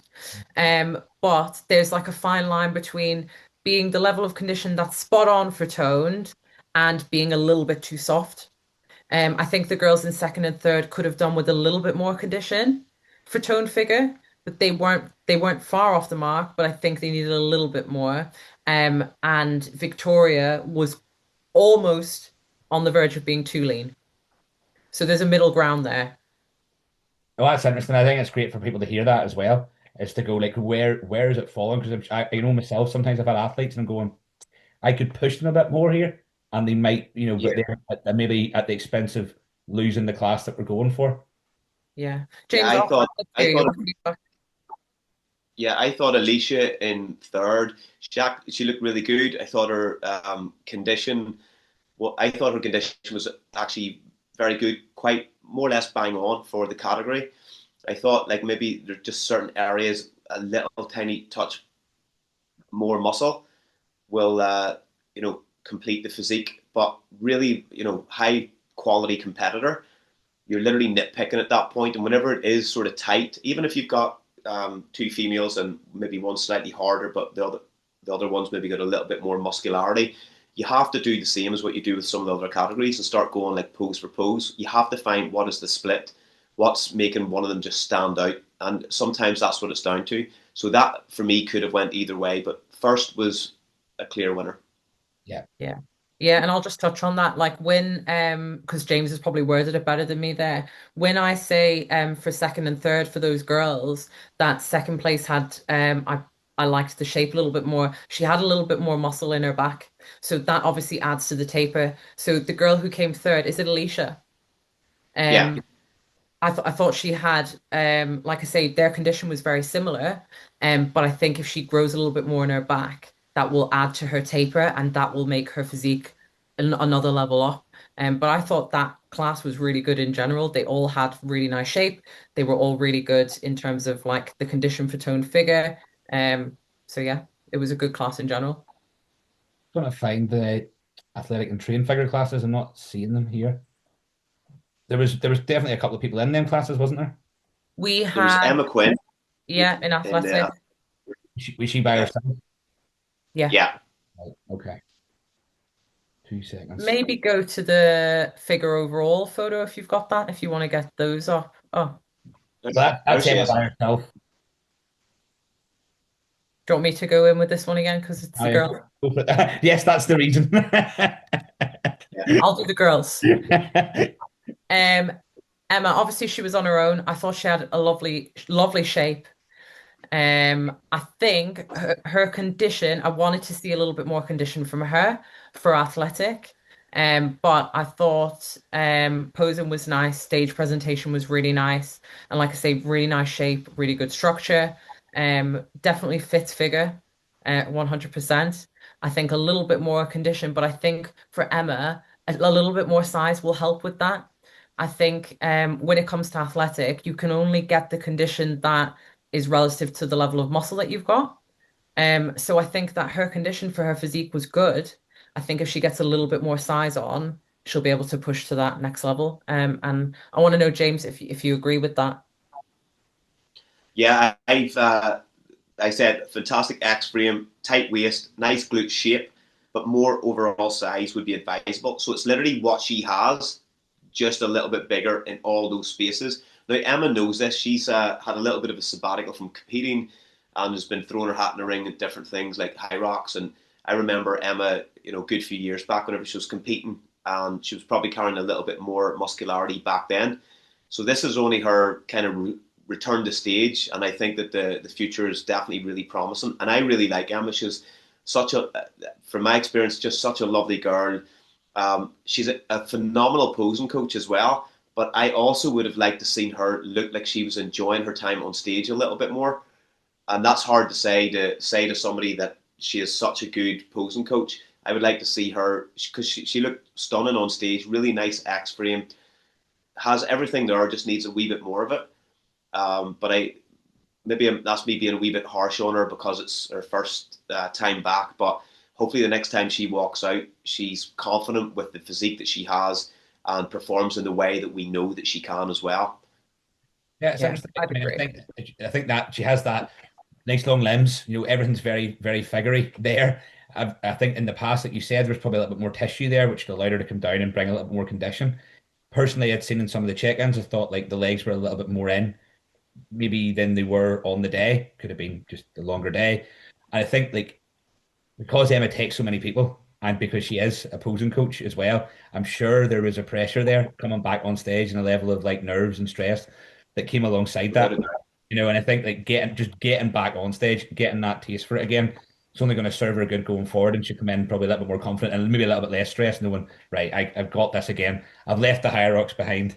We're back into I bodybuilding. was going to say I didn't know any of that information about like her background or anything. Obviously, I know she's a posing coach, but I didn't know that she'd taken off this time, etc. to compete. But just knowing that now, I'd probably assume that it was maybe a little bit of nerves. There's a lot of pressure when you take that time off, especially when you pose a lot of people and you put athletes on stage. You feel this level of expectation. So, especially as a posing coach, you'd be in your head when you're a little bit thinking like people are gonna be looking at my posing. But I think she has a lovely look. And one thing as well, I loved the bikini. I thought it really, really suited her and it stood out a lot on stage. And that does make a difference. But yeah, I just think a little bit more size and then a little bit more condition with that size. Yes, nah, she's done well. She's done well. It'll be good to see her back on stage, see what she can bring, with an actual probably off season under her belt as well. We will Yeah. move on to, and I thought there was two in this class. We had Sylvia as well. I want to find a picture because I thought Sylvia looked great. Really, really, She like did. it's not in the unless there was only two, like, because there was two in it. We didn't get a picture of that. I might go on Sylvia's Instagram actually. Do us a I favor. think Have a wee I chat. posted a picture of her yesterday on the PC Ireland Instagram. Like, give me a second because I think she deserves a mention because I think in most other shows she could have very handily won it, but again, going against like Jill, it's always again it's one of them. You're like, oh, Jill's in the class. Like I'm sure it is. Yeah, where is it? There we go. The reason I know everyone's names or most people's names is from Instagram because I answer their DMs. Oh, it's always an underscore though. Like you only know them by the Instagram handles. That pinned post at the top with the picture of Jill. Oh, there's some. There's a picture of Sylvia in that swipe through, I believe. Yes, there. There we Okay. go, Sylvia. Yeah. So thoughts? Um, Sylvia, I've judged Sylvia before. I think was it the Naturals, James? Yeah, Mhm. was. Her condition is crazy, crazy. And she brought it again this time, but I thought Sylvia looked better this time. She was fuller. I thought in the Naturals she looked a bit smaller. And the level of condition was ridiculous, but she didn't look very big muscularly. Whatever she did in the time between then and now, this look was very good and it was very competitive. Like when we were judging them, there were points where I was like, this is competitive. It was quite close. She was fuller. It made her shape pop a lot more. But again, she brought that same condition. I think she was just fuller, so she looked really, really good. And her posing as well was lovely. Agreed. I Yeah, thought. the feedback. Yeah, the feedback I'd given her was amazing solo routine. I've had the pleasure of meeting her. I also judged the PCA Natural British finals, and she was over there. And whenever me and some of my team were out that night having a bite to eat, her and her son and all came in. It was really nice to actually meet her in person. She burns brightly. Let's just say she's a really nice girl. I said to her, because you're always going to be disappointed regardless. Like if you don't win, they say there's only one happy person on stage, and she came off, and I says, "You hold your head up. You looked incredible." And what I said to her was, in my opinion, your physique.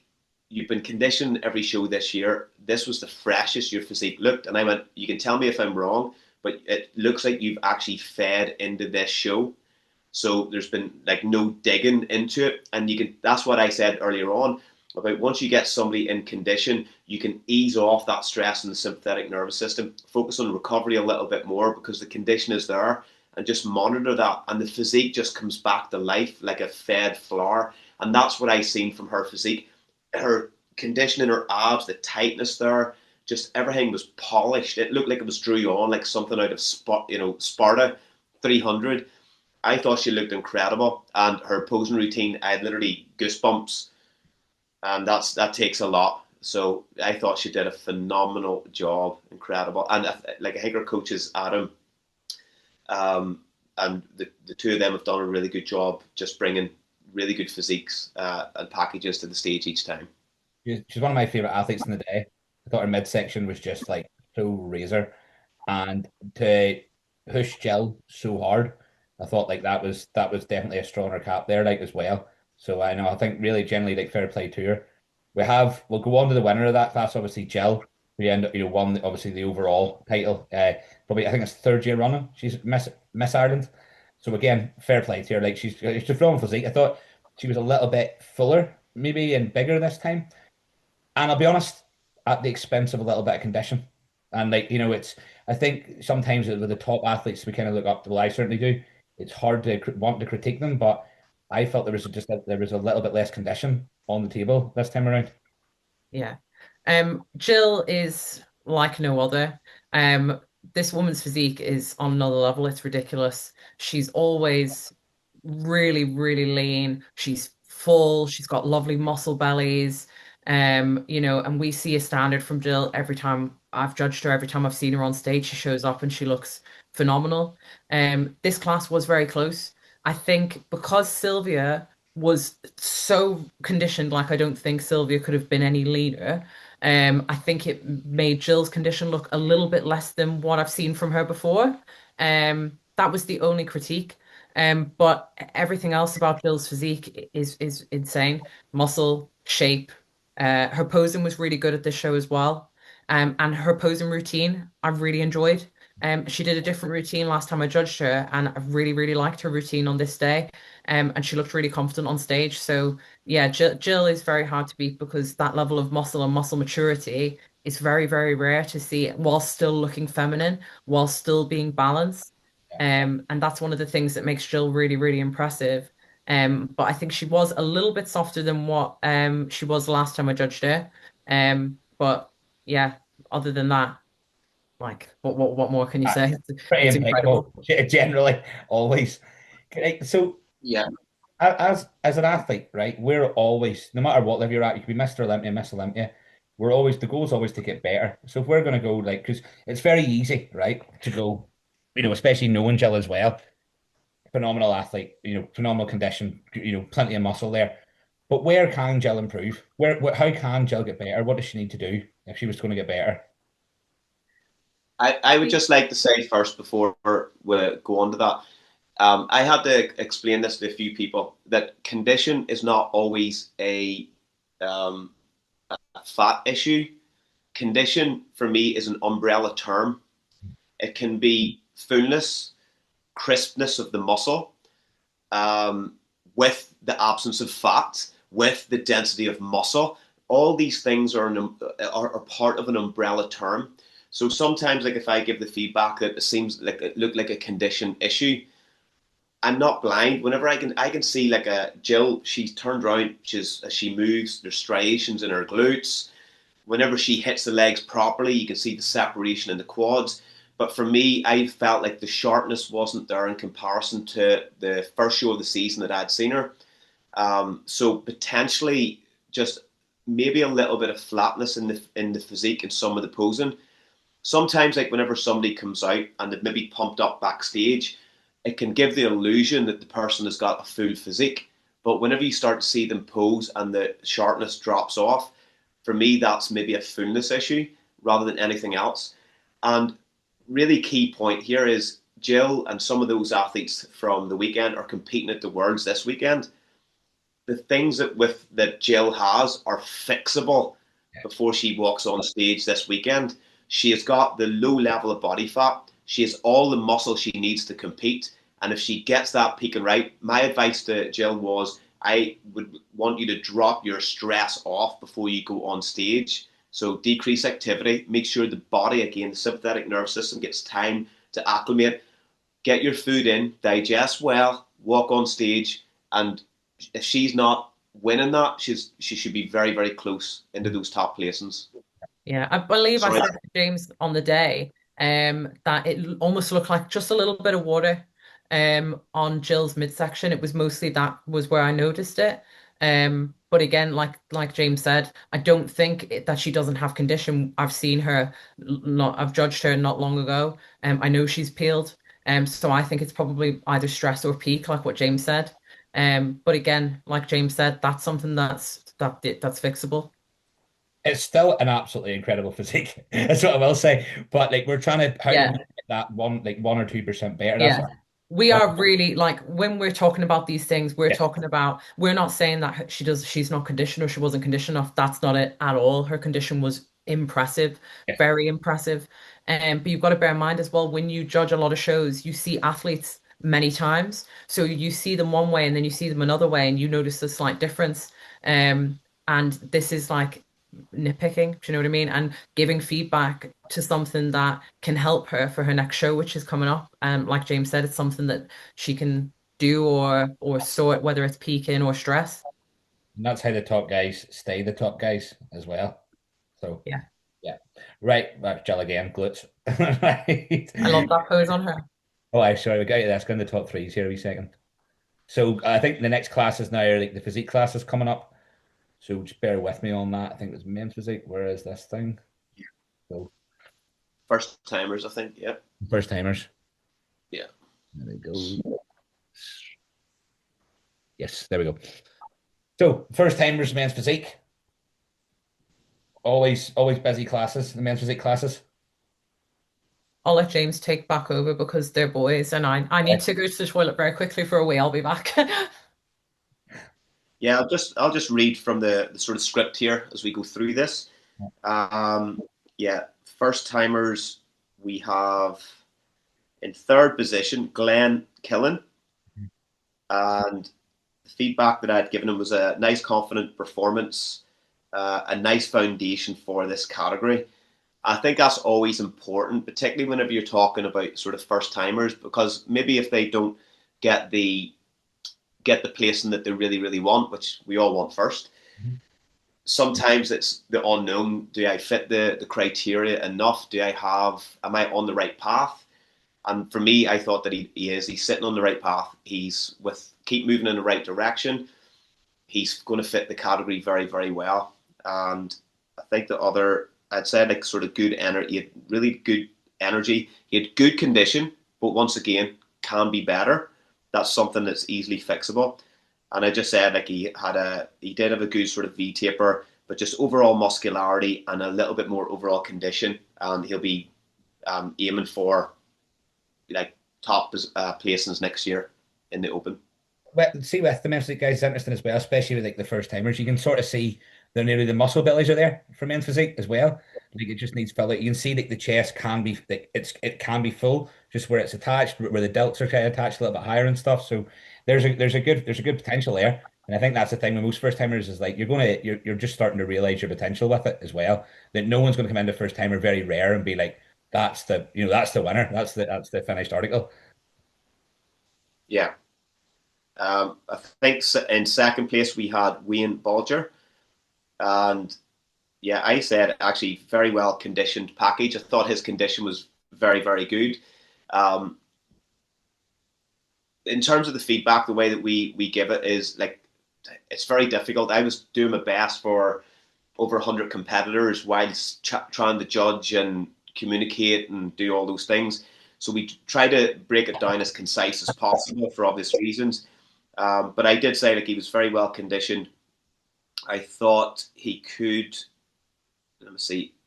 Yeah, it's good foundation, good delt roundness as you can see. A little bit more in the arms would be really, really good. A little bit more in the back, and then just some of the transitions in his posing could be a little bit better. But again, you're nitpicking whenever you're talking about sort of first timers walking on stage. But he did a really, really good job, and I really did like his condition. Yep. And then our winner. Winner was Dara Walsh. And yeah, well, you can sort of see there a very pleasing physique with a great shoulder to waist ratio. He was really wide across that top line, definitely the widest in the category. Long clavicles, nice delts as well. A little bit more sort of thickness, maybe in through the chest potentially. Uh, I did say that he had good condition, but I'd still like to see more condition from him. It was enough in combination to win the category. But as he moves forward, maybe into the Open next year, those are the things that he needs to make sure that he refines if he wants to continue to be competitive in those categories. But very, very good category as well. That's the thing with the men's physique classes. Like, if you're a men's physique guy, you want to be a men's physique guy, you better have wide clavicles. You better have wide shoulders. I think that it's so important as a structural component of it. with bodybuilding, you can nearly get away to a point without it because you just build that much mass over time. Where like coming in with that width, the V taper, like you're fighting an uphill battle, and I think there's a few maybe doing that, as well that I've sort of spoke to is like nearly trying to shoeball themselves into that class when they might be better suited for potentially other classes there. Yeah, I think the wide shoulders and narrow waistline is pretty much key, and we'll talk about Shea there. So just on time, I just want to say as well, like Shea in first place he's been very like pleasant young guy. He competed in the PCA Naturals at the start of the season. Won his category there. Very high quality stage presence. Very confident. Very reassured. Whenever I seen him, I judged the PCA Natural British. Shea looked a little bit cloudier than what he had looked earlier on in the season. And I was so glad to see him come back, and it looked like he was so sharp because I had given him his feedback after the last show. And to see him come back as soon as he walked out, you just seen he looked crisp again. Once again, the physique looked nice, balance and fullness through the arms. Long term, just needs a wee bit more in the chest. Great abs, great delts, really nice arms, good back condition, needs a bit more density moving forward. But what a phenomenal wee champion that kid's been this year. And he's been lovely around the scene, encouraging for other athletes as well. And I love to see it. So fantastic job for Shea. Yeah, I want to add to that because I agree. He's very, very lovely, very polite when he comes to his tan, makes time to chat. He's lovely, and I've judged him as well at the Irish Naturals. Really, really good potential. And I think I said to James on the day, to see someone have such a long season for a natural athlete as well, to hold that condition and still look nice and fresh, is really impressive. This is an open show and he really held his own. He's got a lovely shape, really good potential. But the one thing I think for me that stands out about him is his stage presence. His posing is very, very good. I would argue that's probably the best posing I saw on the day in men's physique was Shea's. Very, very good. Yeah, I agree with all that. Nice lad, and like we talked about, I think we'd said about it in maybe the last show review, James, that we sort of thought, oh, he's maybe just went a bridge too far now in terms of the season, but potentially just I think he thought the season was done, but potentially like as you talked about with the stress coming off a little bit, thinking, you know what, season's not done, still kind of being on plan with the diet, it just freshened his physique up, and he looked a lot better than what he looked at the previous show. So fair play. I'm looking forward to seeing where he goes in the future with this, like with a bit, a couple of years maybe taking time out, take a couple of years out, maybe come back and He'll go to the top. He will go to the top. He just needs to keep around it, keep doing the work that he's doing, and keep being positive. That's I think a really good sort of skill, and that I like to see the younger guys articulate whenever they're dealing in this sport. We want to be a supportive group. It's great for the Irish contingent to have this real nice sort of support network filled with really good, humble athletes. So long may it last. Keep up the great work, Shay. We need to mention the other two guys though as well because they were also very good. Yep.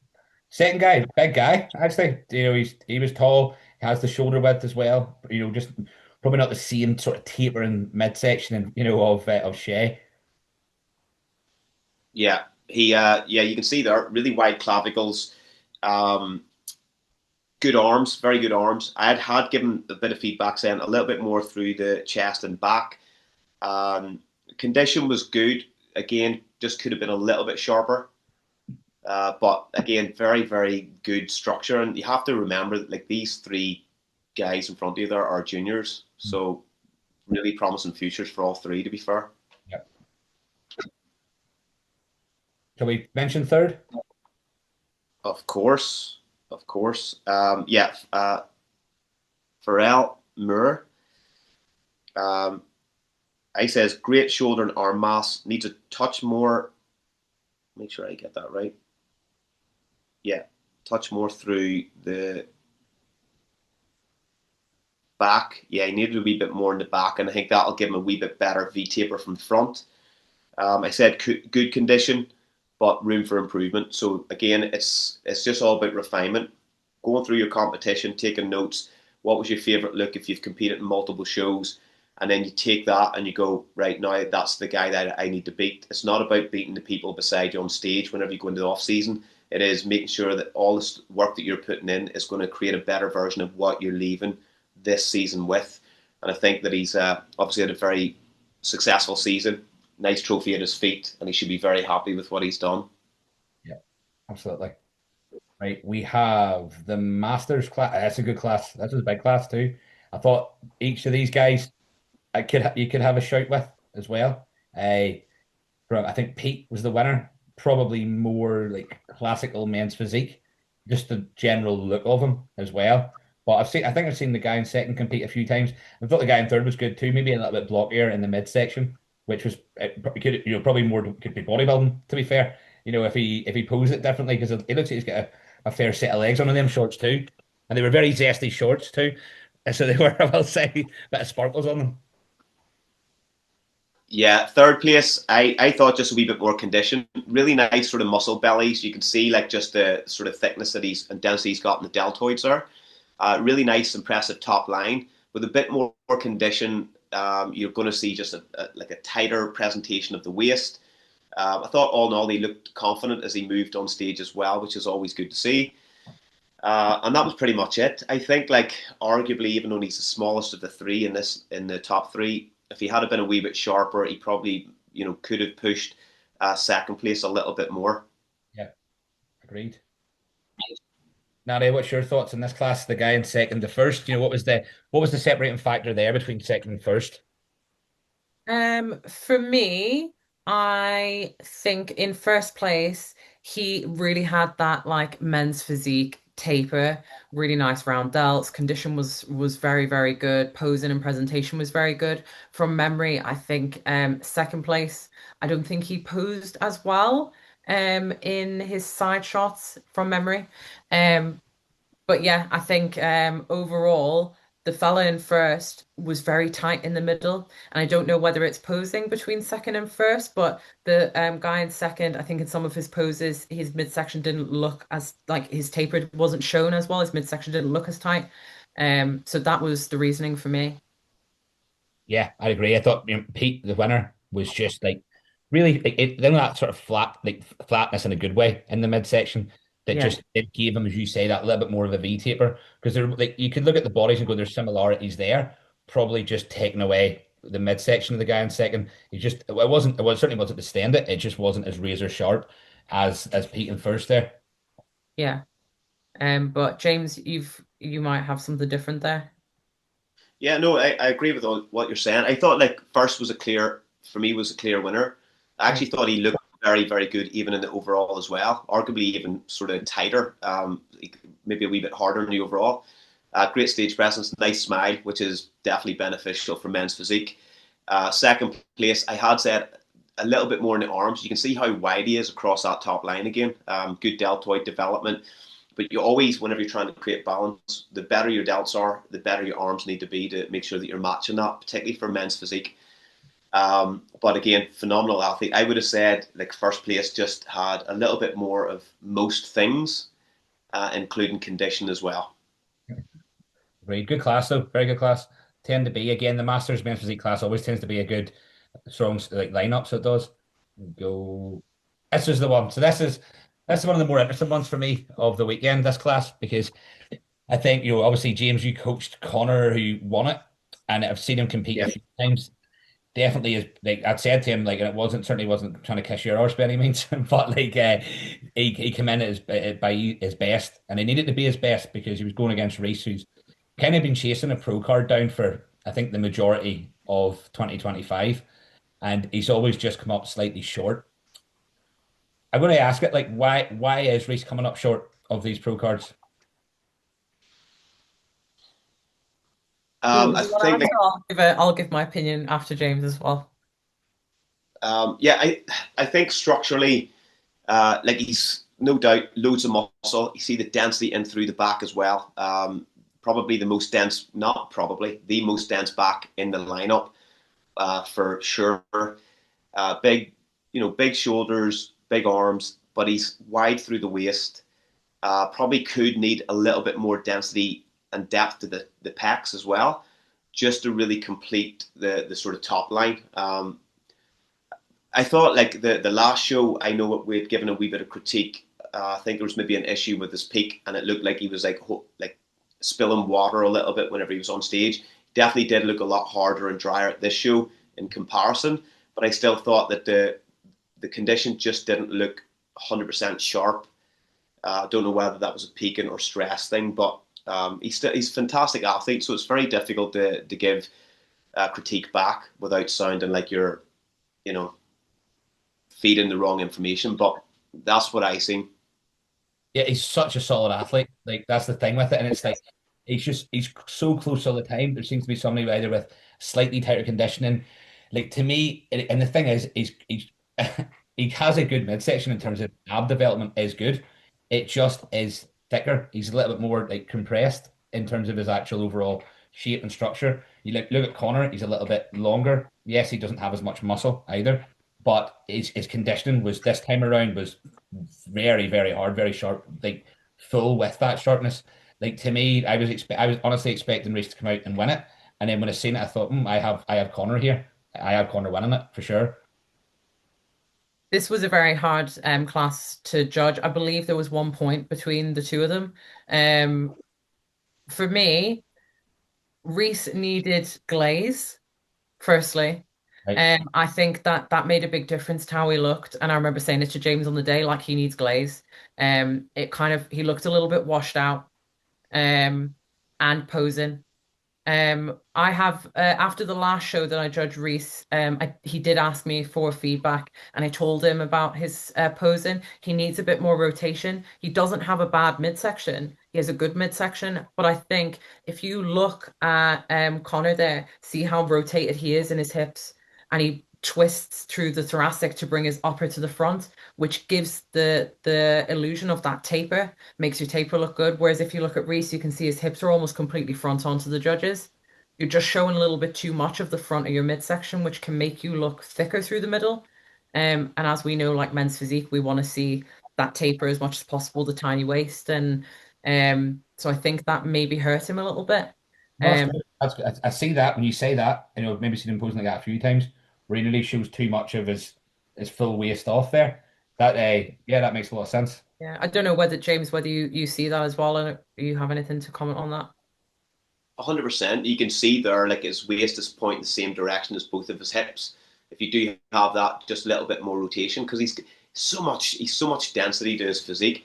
So like very impressive from the back, overhead shots. Looks really, really good. There's part of me like he would make a. You see the size of his legs as well. He could probably make a good bodybuilder if he decided to transition. Out of everybody there, he'd probably make the best bodybuilder. Yeah. When I was talking earlier, that's what I kind of thought as well. Is like Reece could just go full ham at it here for a year and a half and be like a very competitive bodybuilder in any of these overall lineups, my opinion with it. Because he is thick. He has legs, a real good set of legs there. And Yeah. then just let's talk about because obviously you took Connor over. Tell us your secrets. How did it what was the difference? What have you done there?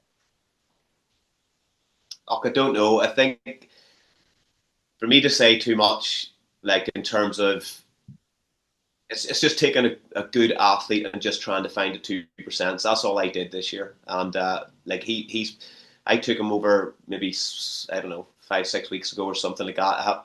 Before, yeah, probably maybe 5 weeks ago maybe. And I said to him at the start, I went, look, all I can do is just try. I will do my best and I'll find the 2%. And then the only thing that I can promise you is if you bring me a good package at the start of the week, peak week, I'll peak it perfect. And I was just really, really happy with the condition, the level of fullness. And one of the things I felt that he was falling short from this year was just his performance. He didn't really look comfortable at some of the other shows in the season. And I thought that he just looked so confident on stage, which just makes you feel so much better, regardless of the placings. And my phrase to all my athletes this year was, it's not my job to worry about your placings. It's my job to worry about the physique we bring on stage. And then wherever the placings fall, that's it. So it's good that he gets the win. And I think it was a split decision, apparently, between all the judges there. So very close. Good lineup, very competitive. Like that's what you want to see at that level as well. You want to see competition. You want to have competition. Another solid lineup here, actually. This guy, like we a greyhound man. like a jacked swimmer. I thought he looked class. So he did his midsection was absolutely insane. I run the toilet. I'll let you have a wee chat here, but this one. Yeah. Yeah. Right, you can lead, Nadia, if you want. Right, yeah. Bit of that on. Have you got the names there to hand? Yes, hold on. Is Where it are we? Brandon in first place, isn't it? Brandon's first. I'll touch on him first. As soon as he walked out, I was like, wow, I've not seen a chest and delts like that in men's physique in a while. His pecs, like his whole top line was so ridiculously impressive. Like just this full bobbly pecs and delts that like you really want to see in men's physique. Like it was so impressive. He was really eye-catching.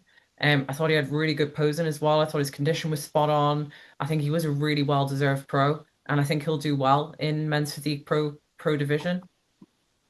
Yeah, we actually said that after the category to say that because quite often you see people that earn their pro cards and they rightfully are earning them. They're we're not giving them away to anybody, but you're like the question then is, are they going to be able to go into the pro divisions and be immediately competitive? And sometimes the people might need a bit of time. This guy's ready to just walk off that stage onto a pro lineup and do very, very well. So, and I think you mentioned that definitely as soon as that category was complete. Yeah, very good, nice smile, uh, good presentation. I think arguably you could probably like his posing could be a little bit better in some of the shots, but I thought he was the obvious winner there. I agree with that. Actually, there was a couple of shots that I didn't think were his best. Um, same thing there. He was bringing his hips completely front on in a couple of shots, which made his didn't do his midsection justice because he does have really good taper, really good delts, really good pecs. He has that lovely men's physique shape. I think he didn't pose it well in a couple of shots, but in general, stage presentation I thought was good. But yeah, as soon as he walked out, um, I just seen the pecs and delts, and I was like, "What? This is crazy! They're just massive." Yeah, I Yeah. know. My feedback to him was incredible standard. There's not much more that you can say because from a development standpoint, there's nothing missing. Literally, and this is the type of athlete that's great to work with whenever you're just trying to find the 2%. It's like what we have here. The 2% generally, in my opinion, are the things that you can get very quickly, whether it's a condition thing, whether it's a posing thing, or a combination of those little sort of minute factors. The other things in terms of development obviously take more time. This guy's got the muscle that he needs, and then it's just refinement, whether it's a little bit of an adjustment to some of the posing, and then if you can search for 2% more condition. Not that I'm saying that he needs it, but those are the questions that you always ask yourself whenever you come off the stage. But incredible I think you said it there. athlete. I think he's ready to go into the pro leagues and be competitive in the pro leagues. It's Yeah, I think I heard you say that as well. But he's not like he needs 6 months, needs a bit a bit more. Like Do he's we good. know if he's doing the worlds? He wasn't sure, but like he definitely should if he's not, especially being only in Wales too. It's yeah. easy to do this year. So have you talked about the other guys in the lineup? No. Not yet. No, uh, Sigamantis is second, and yeah, I said great package. Needs a wee bit more chest fullness. You can see here that he's got like sort of like long sternum, shorter sort of torso. You can see there. So the pecs actually are going to sit a little bit lower structurally. You can see that. And the problem is whenever you have pecs which are covering a bigger surface area of your rib cage, they're stretched out. So it takes a little bit more to get that density look to the muscle. So essentially, it's just time. But he actually did look really flashy in a lot of his poses, and I really liked it. I thought from the back looked really crisp. You can see there the shoulders and stuff, really nice development as well, and good stage presence, and actually a very good set of legs. You could see like the separation in the medialis and stuff there too. So Yeah. yeah, very good athlete. Really small waist. Yeah, it's well separated, like crispy. I really like this physique. I obviously I thought Brandon was the winner, but like and a lot of other lineups, he's winning them. He'd be very hard to beat, bar like just filling the pecs out a little bit more. And then in Yeah. third place, Yeah, we had Matt Lena. I said, I think we've seen Matt earlier on in the season, I'm pretty certain. And I said, nice condition and presentation. Needs a wee bit more in the chest and arms. For me, this is the best that I've definitely seen him on stage, and it was really, really good. His posing was a lot better at this show as well. So it's really good to see people refining things. That means that you're critiquing your performance coming off stage before you go on to the next stage. You're not just repeating the same mistakes. And I thought that he did actually a really, really good job there. And I don't know if this again is his last show of the season, but if it was a very good way to sort of finish it. Great package. Yeah. Right, we'll go on to the bikini girls now. We have, is this first time bikini or is this junior bikini? I think this is junior bikini. Juniors, Good. isn't it? I don't think there was first timers bikinis from what I'm seeing. There was. Yeah, I think there was on her own. There was one. I don't like missing anybody, so let me just quickly run through. Have you got the name there, James, for the first timers bikini girl? I don't know. Oh, hold on. She might have come out in a different category. She I have a did. funny feeling. Yeah, if you Right. scroll down, I'll be able to tell you who she is because I remember her. She had a light pink bikini on. It's not that girl. Her name is No. Nicola Conahan. She might come out in like a short class or a medium class then Scroll potentially. down. Keep going. There she is. That pink Oh, bikini. No, down. And on the left. Nicola. Ah, That's yeah, her, that's I think. Preston's partner there. Yes, okay, Can you yeah. just confirm that, James, by checking her number, 77? That's her. Yeah. Yep. 77. Nicola McLaughlin. So she was first timers bikini. Again, nice physique, nice small waist. I thought like obviously as a first timer, there's things that she could probably present a little bit better, in terms of some of her posing and that side of things.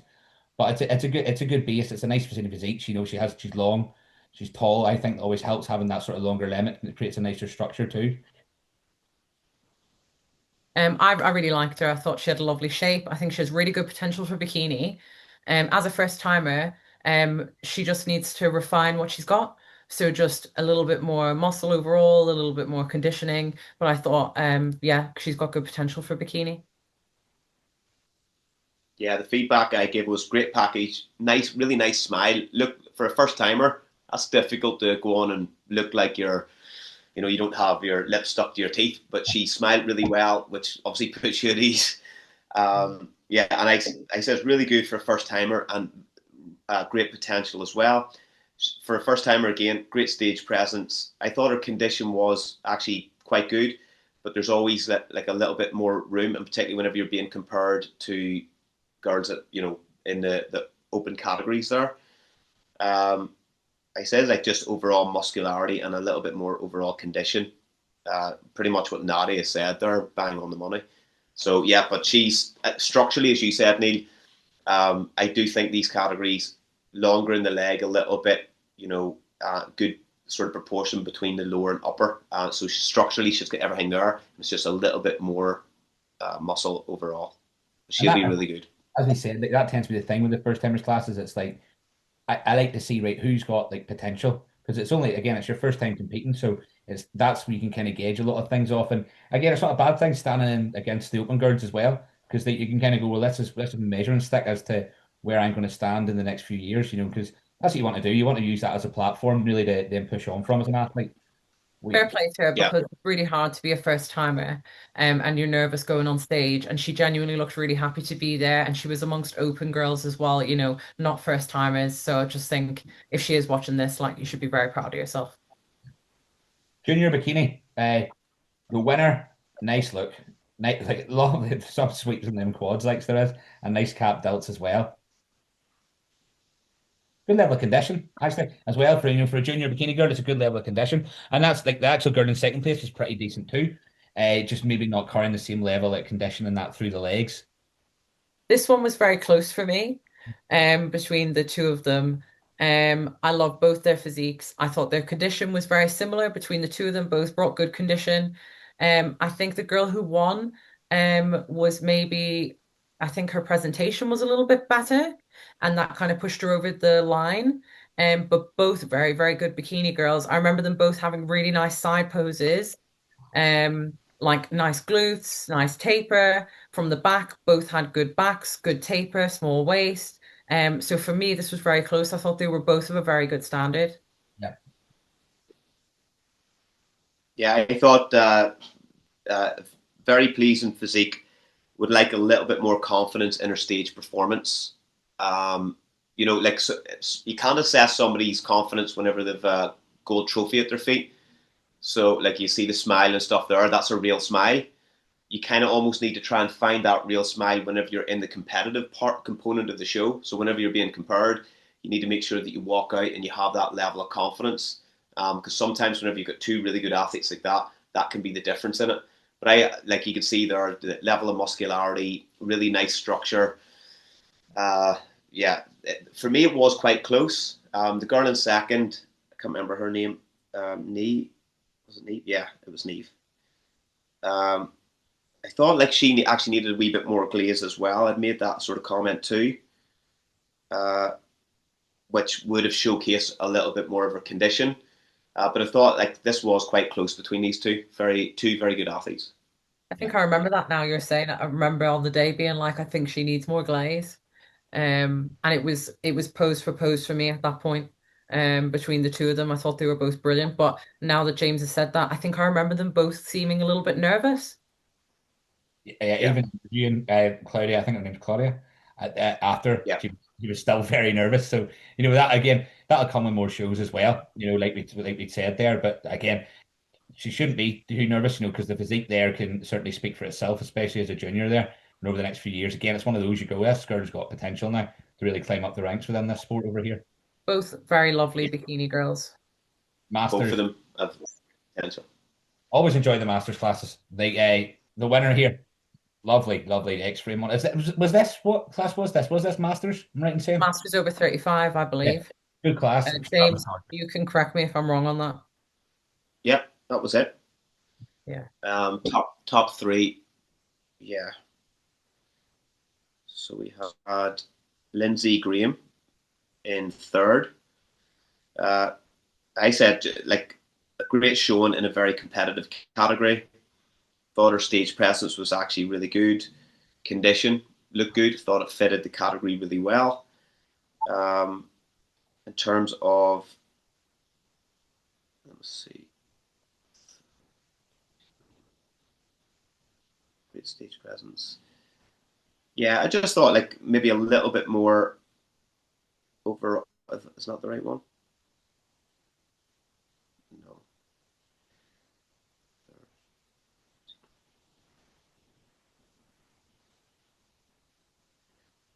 Yeah, maybe. Oh, sorry, a little bit more conditioning is what I said, and then also there seemed to be a little bit of posing that could have been improved as well, particularly in the sort of transitions. Again, that's just going to take a little bit of assessment, like watching back at some footage that you may have and just making a few tweaks. But all top three, I thought, were very, very high standard. Yeah, the posing to me, like sometimes in bikini, that's where they can sort of win it or lose it. Especially on some of the front poses. Like a lot of times you see, I don't mean to be disparaging, like especially you can see with some of the front poses when it's standing like that, it can look a little bit awkward if it's not nailed like correctly. So I think that's the thing where it can really separate athletes in the more of the physique based classes. One of the most common things that we tend to see in bikini is arms being up too high, and almost like lifting the arms but not engaging the lats. So that's the main thing that we want to see is don't bring your arms up too high, and just make sure you open your lats out as much as physically possible because that's what gives us that appearance of that tiny little waist. And then we touched on second. Yeah, second was Andrea Smith. Yeah, I kind of contradict myself a wee bit in the feedback, so I've hit the wrong thing. But I thought actually her condition was really, really good. You could maybe argue like the leg shape from the front is maybe sort of creating the divide between her and first. Just a little bit more roundness maybe in the lateral head, but actually a very good V taper, nice deltoid development, and I really liked her conditioning stuff as well. Really good athlete actually. Yeah, Yeah. I would agree with that. Maybe a little bit more in the lower, just so that she's a little bit more balanced top to bottom. I will say, I think this pose doesn't show Danielle's physique. It's Danielle in the best way. I don't know, James, if you agree with me. But she has a lovely shape. When she hits her side shot front and back, I think for Danielle, she just needs to build on her physique, which she's got lovely condition. Her posing is very good. Like her stage presentation overall is very good. I just think we've got a photo here which doesn't show her physique in the best way. Yeah. I'd agree. I'd agree because it was, I mean, that's the thing again with photos that they talked about. Sometimes it's very hard to go yes because it doesn't always translate it. But yeah, a good physique. And it's the winner, though, to me, was again, probably the clear winner in this class. Like her level of development through her delts, through her arms. Like, I like that. Like, like, listen, you know yourself, Nadia, right? Is that a pose you can hit? Is that like being judged? Is that, because that I love that, like near just that power pose within the bikini as well. Yeah, you can hit a power pose. It's in the criteria. I just think in this pose, Danielle it's not showing her taper as much in the power pose here. So that's the only kind of nitpick that I'm trying to make because I just think she looks stronger in other poses. I don't know, James, whether you agree with me. She's got a really nice back. She's got a really nice developed delts. And I think for her, like I say, it's just about continuing to refine. I think she's a very good bikini athlete, very good. And I thought her condition was good as well. Yeah, agreed fully. Right, we have now. So this was James. Correct me on this one. This is bikini. Is this bikini? It's not bikini short. It must be. Masters Over over 45. 45. Yeah. Right. Anastasia, I believe. Is that the girl's name? The winner. She was like a No, Suzanne. Suzanne, yes, sorry, she'll kill me in that. She was messaging me. She's 54. She was a ray of sunshine, man. During the interviews, I think it turned into a podcast, but it was, she's really, really nice girl. Again, for that, I'm always amazed when, especially like in the master classes, when somebody's in their 50s, they're still presenting a level of condition, a level of muscularity, a decent level of fullness as well. So I was quite impressed with her. Yeah, I think for her, she just needs a little bit of posing tweaks. Um, because her physique is good level of muscle, nice level of condition. She always looks really, really happy to be on stage, which I love. And the same again, like at tan and stuff, like because I've judged her a couple of times now, I think. And yeah, she's always very, very happy to be there. So I'm not surprised that your interview turned into a podcast because she'll chat to anybody when you bump into her at the shows. Um, but yeah, that was probably my main critique of feedback for her was posing. And maybe her bikini. Her bikini sits very high. Yeah, yeah, see that. This is why you're judges. Then we things there that maybe like can pass you by.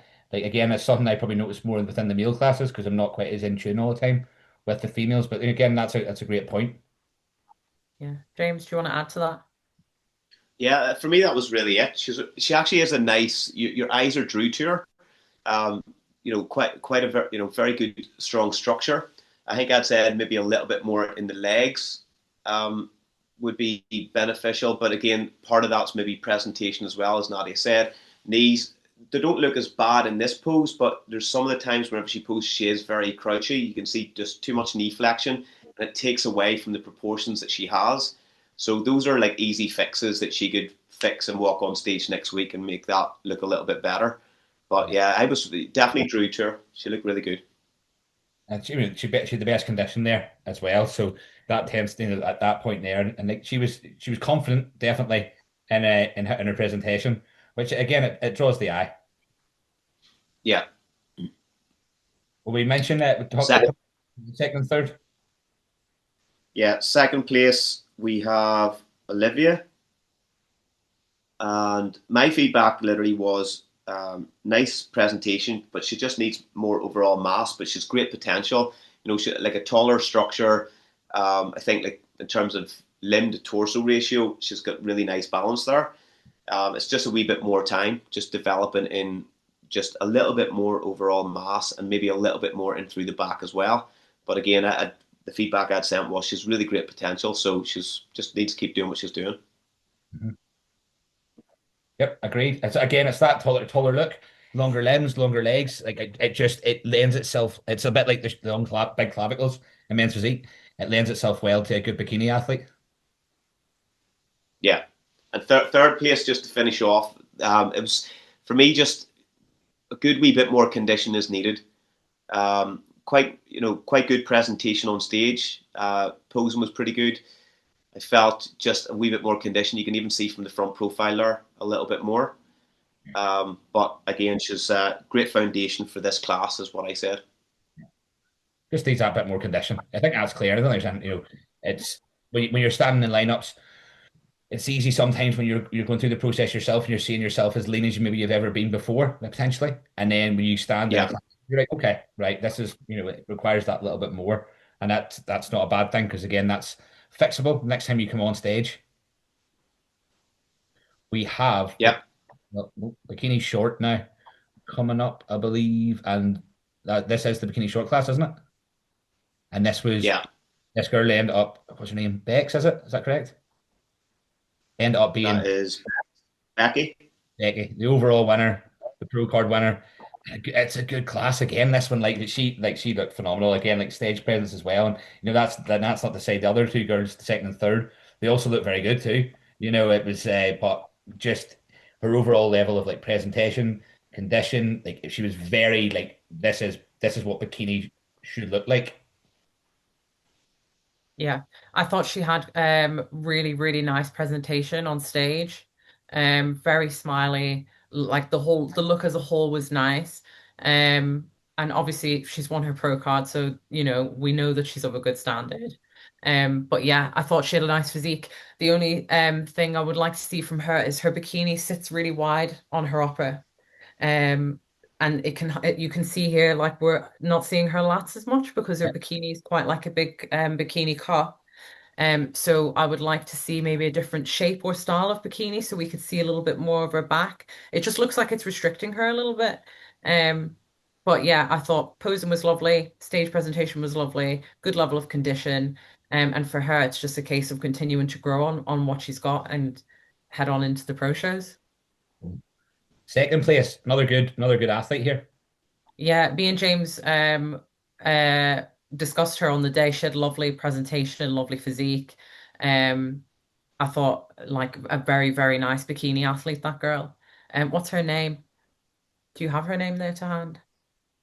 Do it Jennifer? is what number is she? Could there be a little bit more condition, maybe, from that side of things? Yeah, I would say a little bit more condition for her. And it would probably bring her in right on the money because she's got the shape, she's got a nice level of muscle, she's very good posing, very good. And she has this like presence on stage that you're really drawn to. She looks confident. So yeah, I think with a little bit more condition, a very, very good bikini athlete. And then Yeah, I think she was moved into this class. Was she? Was she one of the girls? I think she was originally in Masters. Right. Yeah, I think you're right. Yeah. No, I agree with all that. I think for me the top two were very, very good, very, very high quality. Um, yeah, I had the girl in first. First, you can see there just really nice structure, great X frame. I think Sinead in third. I've probably seen her in slightly better condition earlier on in the season. She definitely was at a couple of the shows earlier on in the year, and she probably needs a little bit more mass, maybe through the legs as well, because she is a tiny bit wider in the waist from the front. So just a little bit more muscularity, but she's a nice stage presence, good smile, and plenty of potential there as well. All in all, like the top three, I thought was a very high standard again. Yeah, I thought these were all very lovely bikini packages, very lovely bikini looks, and all three of them had very nice posing as well. So yeah, the stage presentation was good, and this was a very, very, very competitive, good class.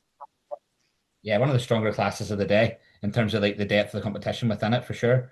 Yeah, Then this is bikini tall. Did we have a train bikini class? Was there anybody in that? no, no train bikini. So I think this is Lynn that won the tall bikini. She's competed. I feel like I've seen Lynn compete a few times. I'm not sure if it's been this year, but I feel like I've seen her compete a few times. Again, nice, really nice small waist. I think when you talk about posing and like posing, trying to keep your waist as tight as possible, that's a pretty good representation of how to do it there in terms of having the hips but getting the shoulder right round to sort of accentuate that taper. Yeah, I really liked her look. I thought she had a really nice cross frame. Top to bottom was nice and balanced. Good back, nice posing, good stage presentation, good condition. Yep. Agree. This That's is a, me and James when we're judging. Why, what do you think? Agree. that's a good sign. It'd be a problem if you disagreed and everybody, to be fair. At least Yeah, we never argue. Yeah. no, not yet. It's early days. Yeah, we've got next season for that. Yeah. So, guys, what are we seeing? I like the girl in third, probably a little bit too wide with some of the posing. I think that was maybe something as well, like with a little bit of the presentation side of things. I seem to notice that more in the bikini classes this year, the presentation side of things, than I have done prior and maybe in other classes. And I think because it does play such a large role with it, not that it doesn't play a role in other classes, but I think really in bikini it's so important because maybe there's not as much muscle mass necessarily like to carry it off without it. Yeah, I think she just needed a little bit more condition. I think she has a nice shape. She is standing a little bit wide here, which throws off the look of that shape. Because if you stand too wide outside of your shoulder frame, you're going to throw your shape off because you're going to make it look like you're wider on the bottom than you are on the top. So you want to try and be in line if you can with the line of the delts. But I think she has really good potential. I remember liking her physique on the day. Just a little bit more condition, and yeah, I think she's very good as well. A good bikini class in general, this was. And then well, we Yeah, mentioned I had given her like just sort of saying like she had good V taper, a little bit more condition potentially. Good, she had really good condition, but it could be a little bit better. You're literally just sort of nitpicking as well because these are the margins which decide whether you've got a silver or a bronze at your feet and so on. So just a little bit more potential, a wee bit more muscle maybe in certain areas as well. Slightly through a little tiny bit more in the arms, I thought. But overall, really great physique. I says, yeah, I think that was it, really.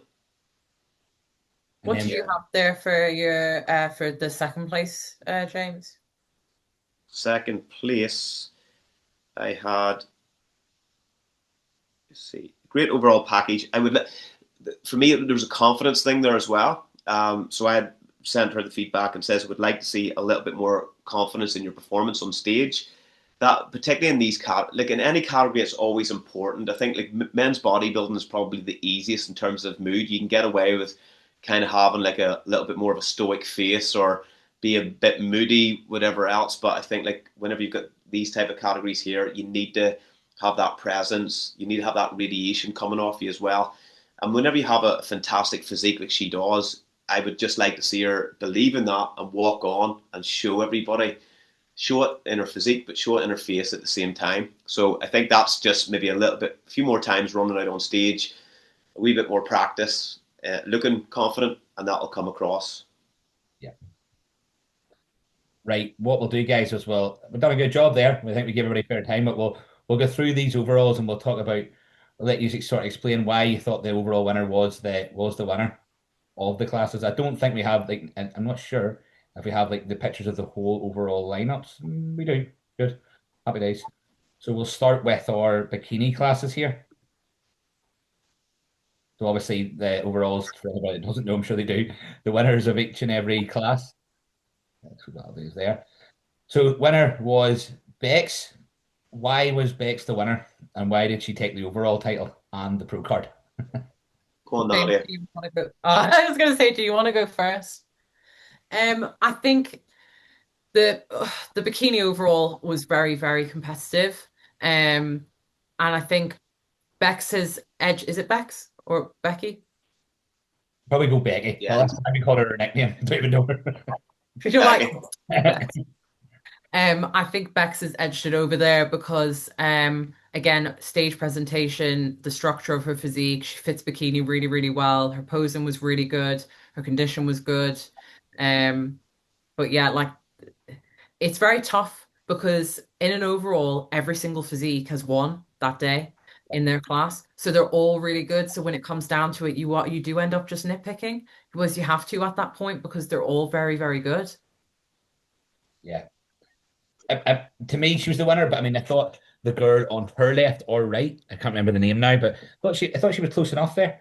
I liked her physique. I think it was the Masters girl. Yeah, so to the right of her is Danielle, and to the left of her, I think, is Lynn. Um, it was between these three for me as well.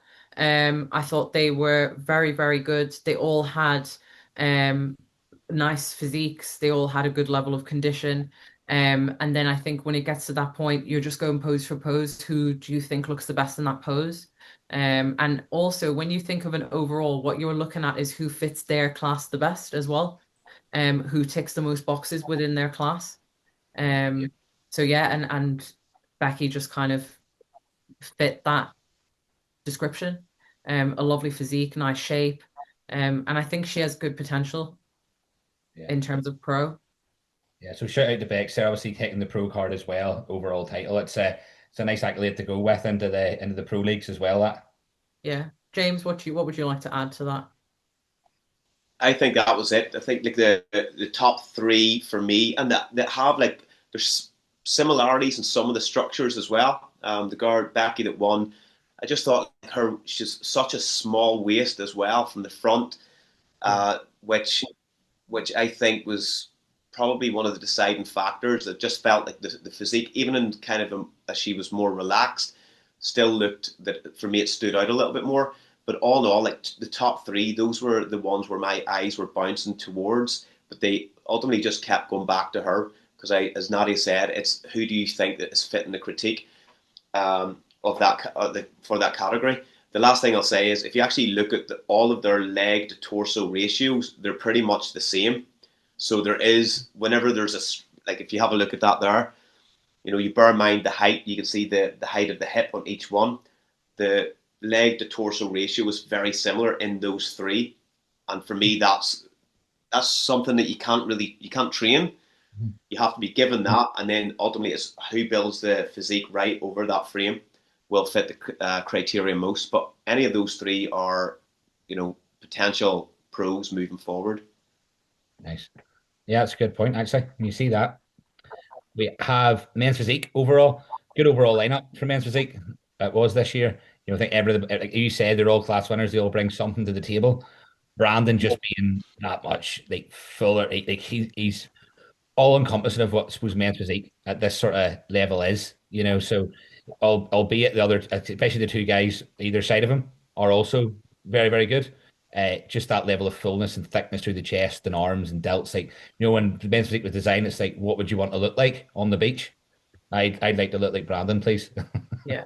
For me, this class again, everyone in the class is good. They've all won their own classes, or they were all competitive classes.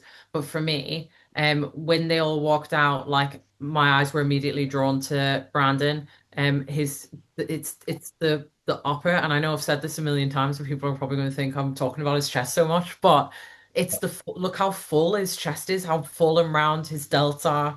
It's that to me, he could do well in a pro show if he wanted to do the pro worlds. He could be competitive at that level.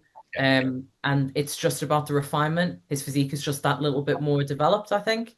And James, I'd like to hear your thoughts on that as well. I thought yeah, again the guys in the top three. Bear in mind, like you've got, I think is that I'm not sure if he was first timer on the left, and then Yeah, you've got Shay on the right.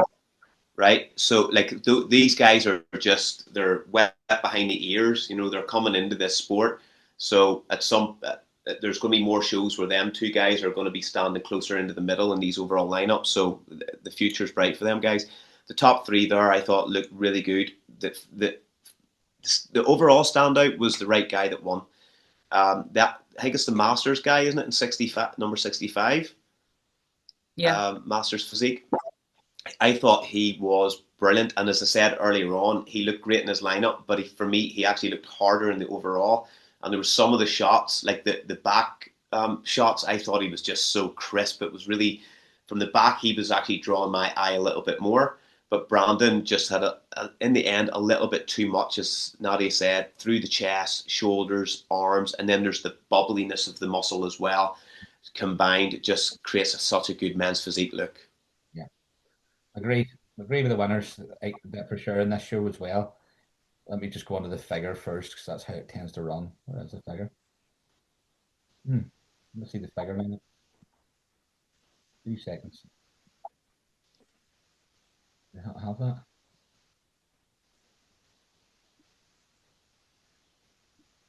Yes, right. So figure, obviously you've got toned, trained, and athletic there. Jill being the winner.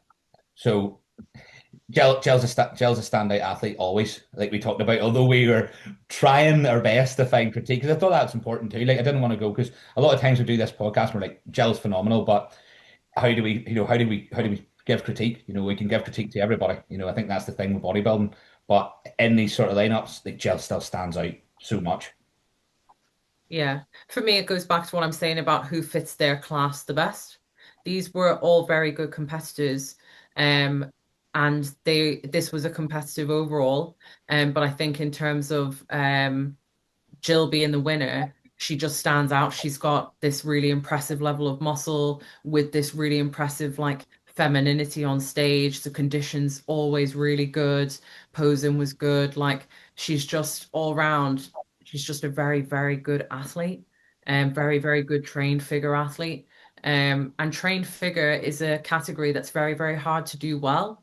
Because we see it quite often that trained figure tends to be a smaller class and sometimes a misunderstood class. And I think Jill just really represents trained figure beautifully. And that's why she does so well in her class. Because she's like the poster woman for trained figure. This is what we want to see for trained figure. The level of muscle, the density, the condition that she brings. She's very, very, very impressive. And that doesn't take away from the other two girls because they are very, very good. This overall, the three girls here were all very impressive.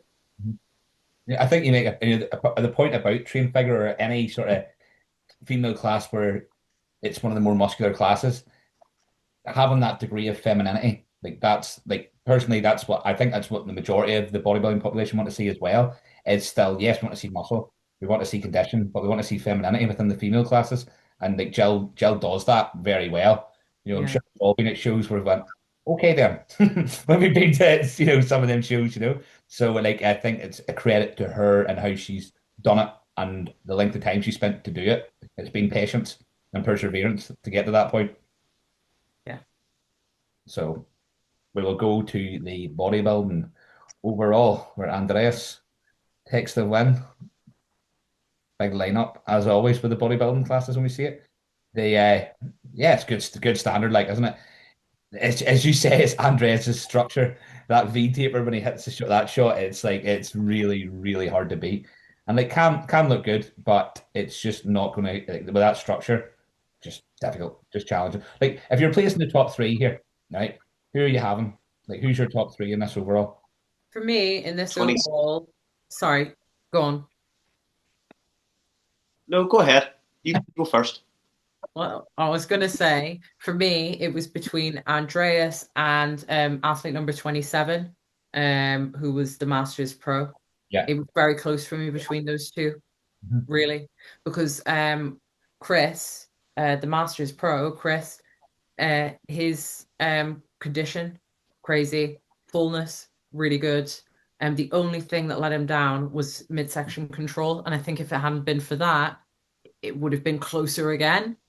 But yeah, like when Andreas hits that front pose, he looks very big, very bubbly. And it's just you can't ignore that shape and that structure. It is crazy and really crazy level of like development, especially across his top line. Yeah. Um, Big so time. that's just what kind of pips it over, I think. But it was very, very close for me between those two specifically. But overall, this was a very good bodybuilding lineup. Like what this pose down was probably one of my favorite pose downs of the day for this overall. James, who did you?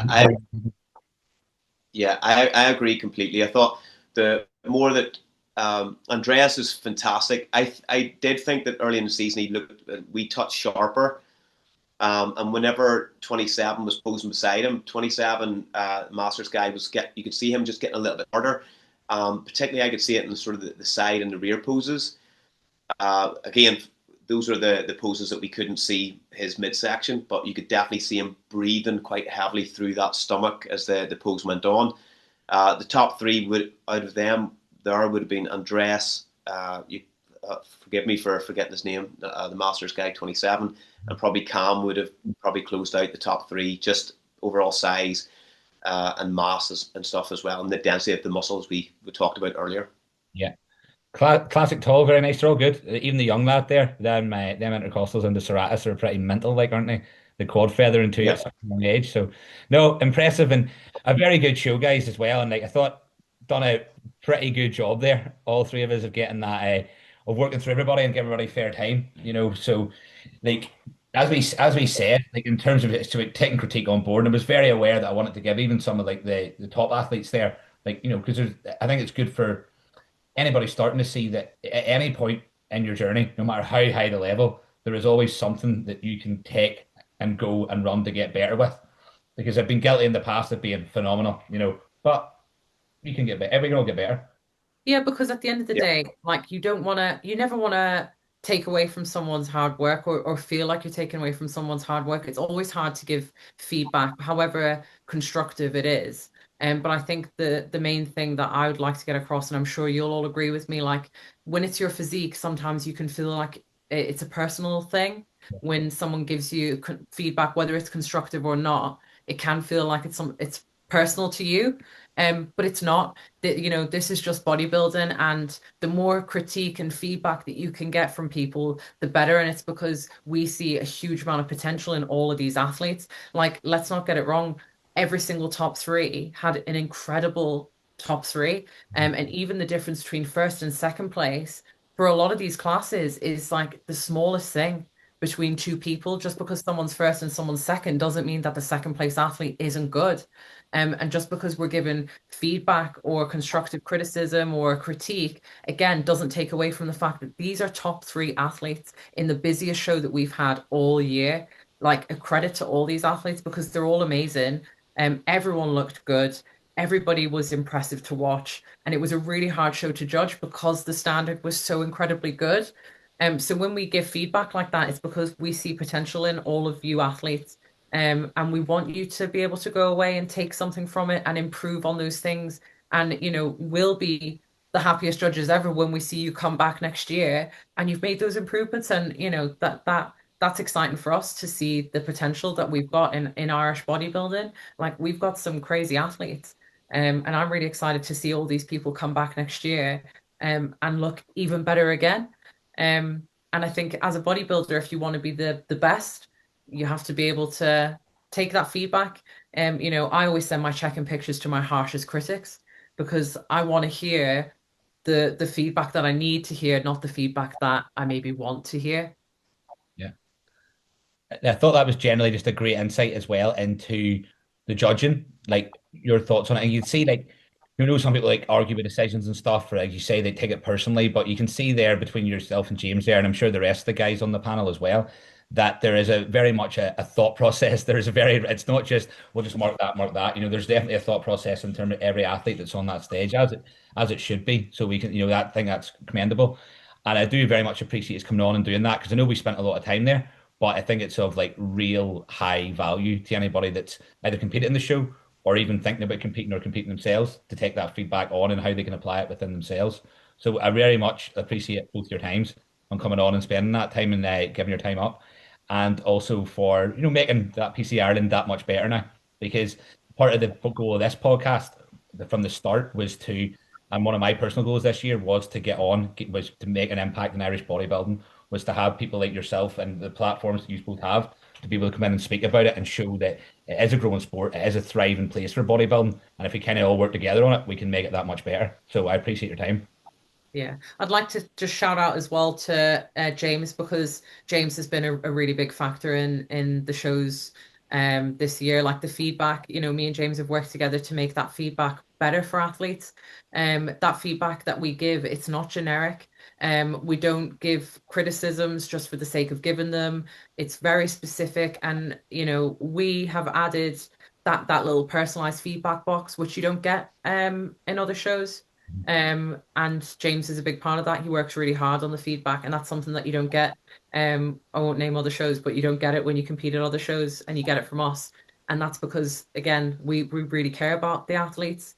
Everything that goes on at PCA Ireland is because we care about the athletes. We want people to leave the show feeling like they've had a really good experience and a really good day, and that they've got feedback that helps them to progress in bodybuilding.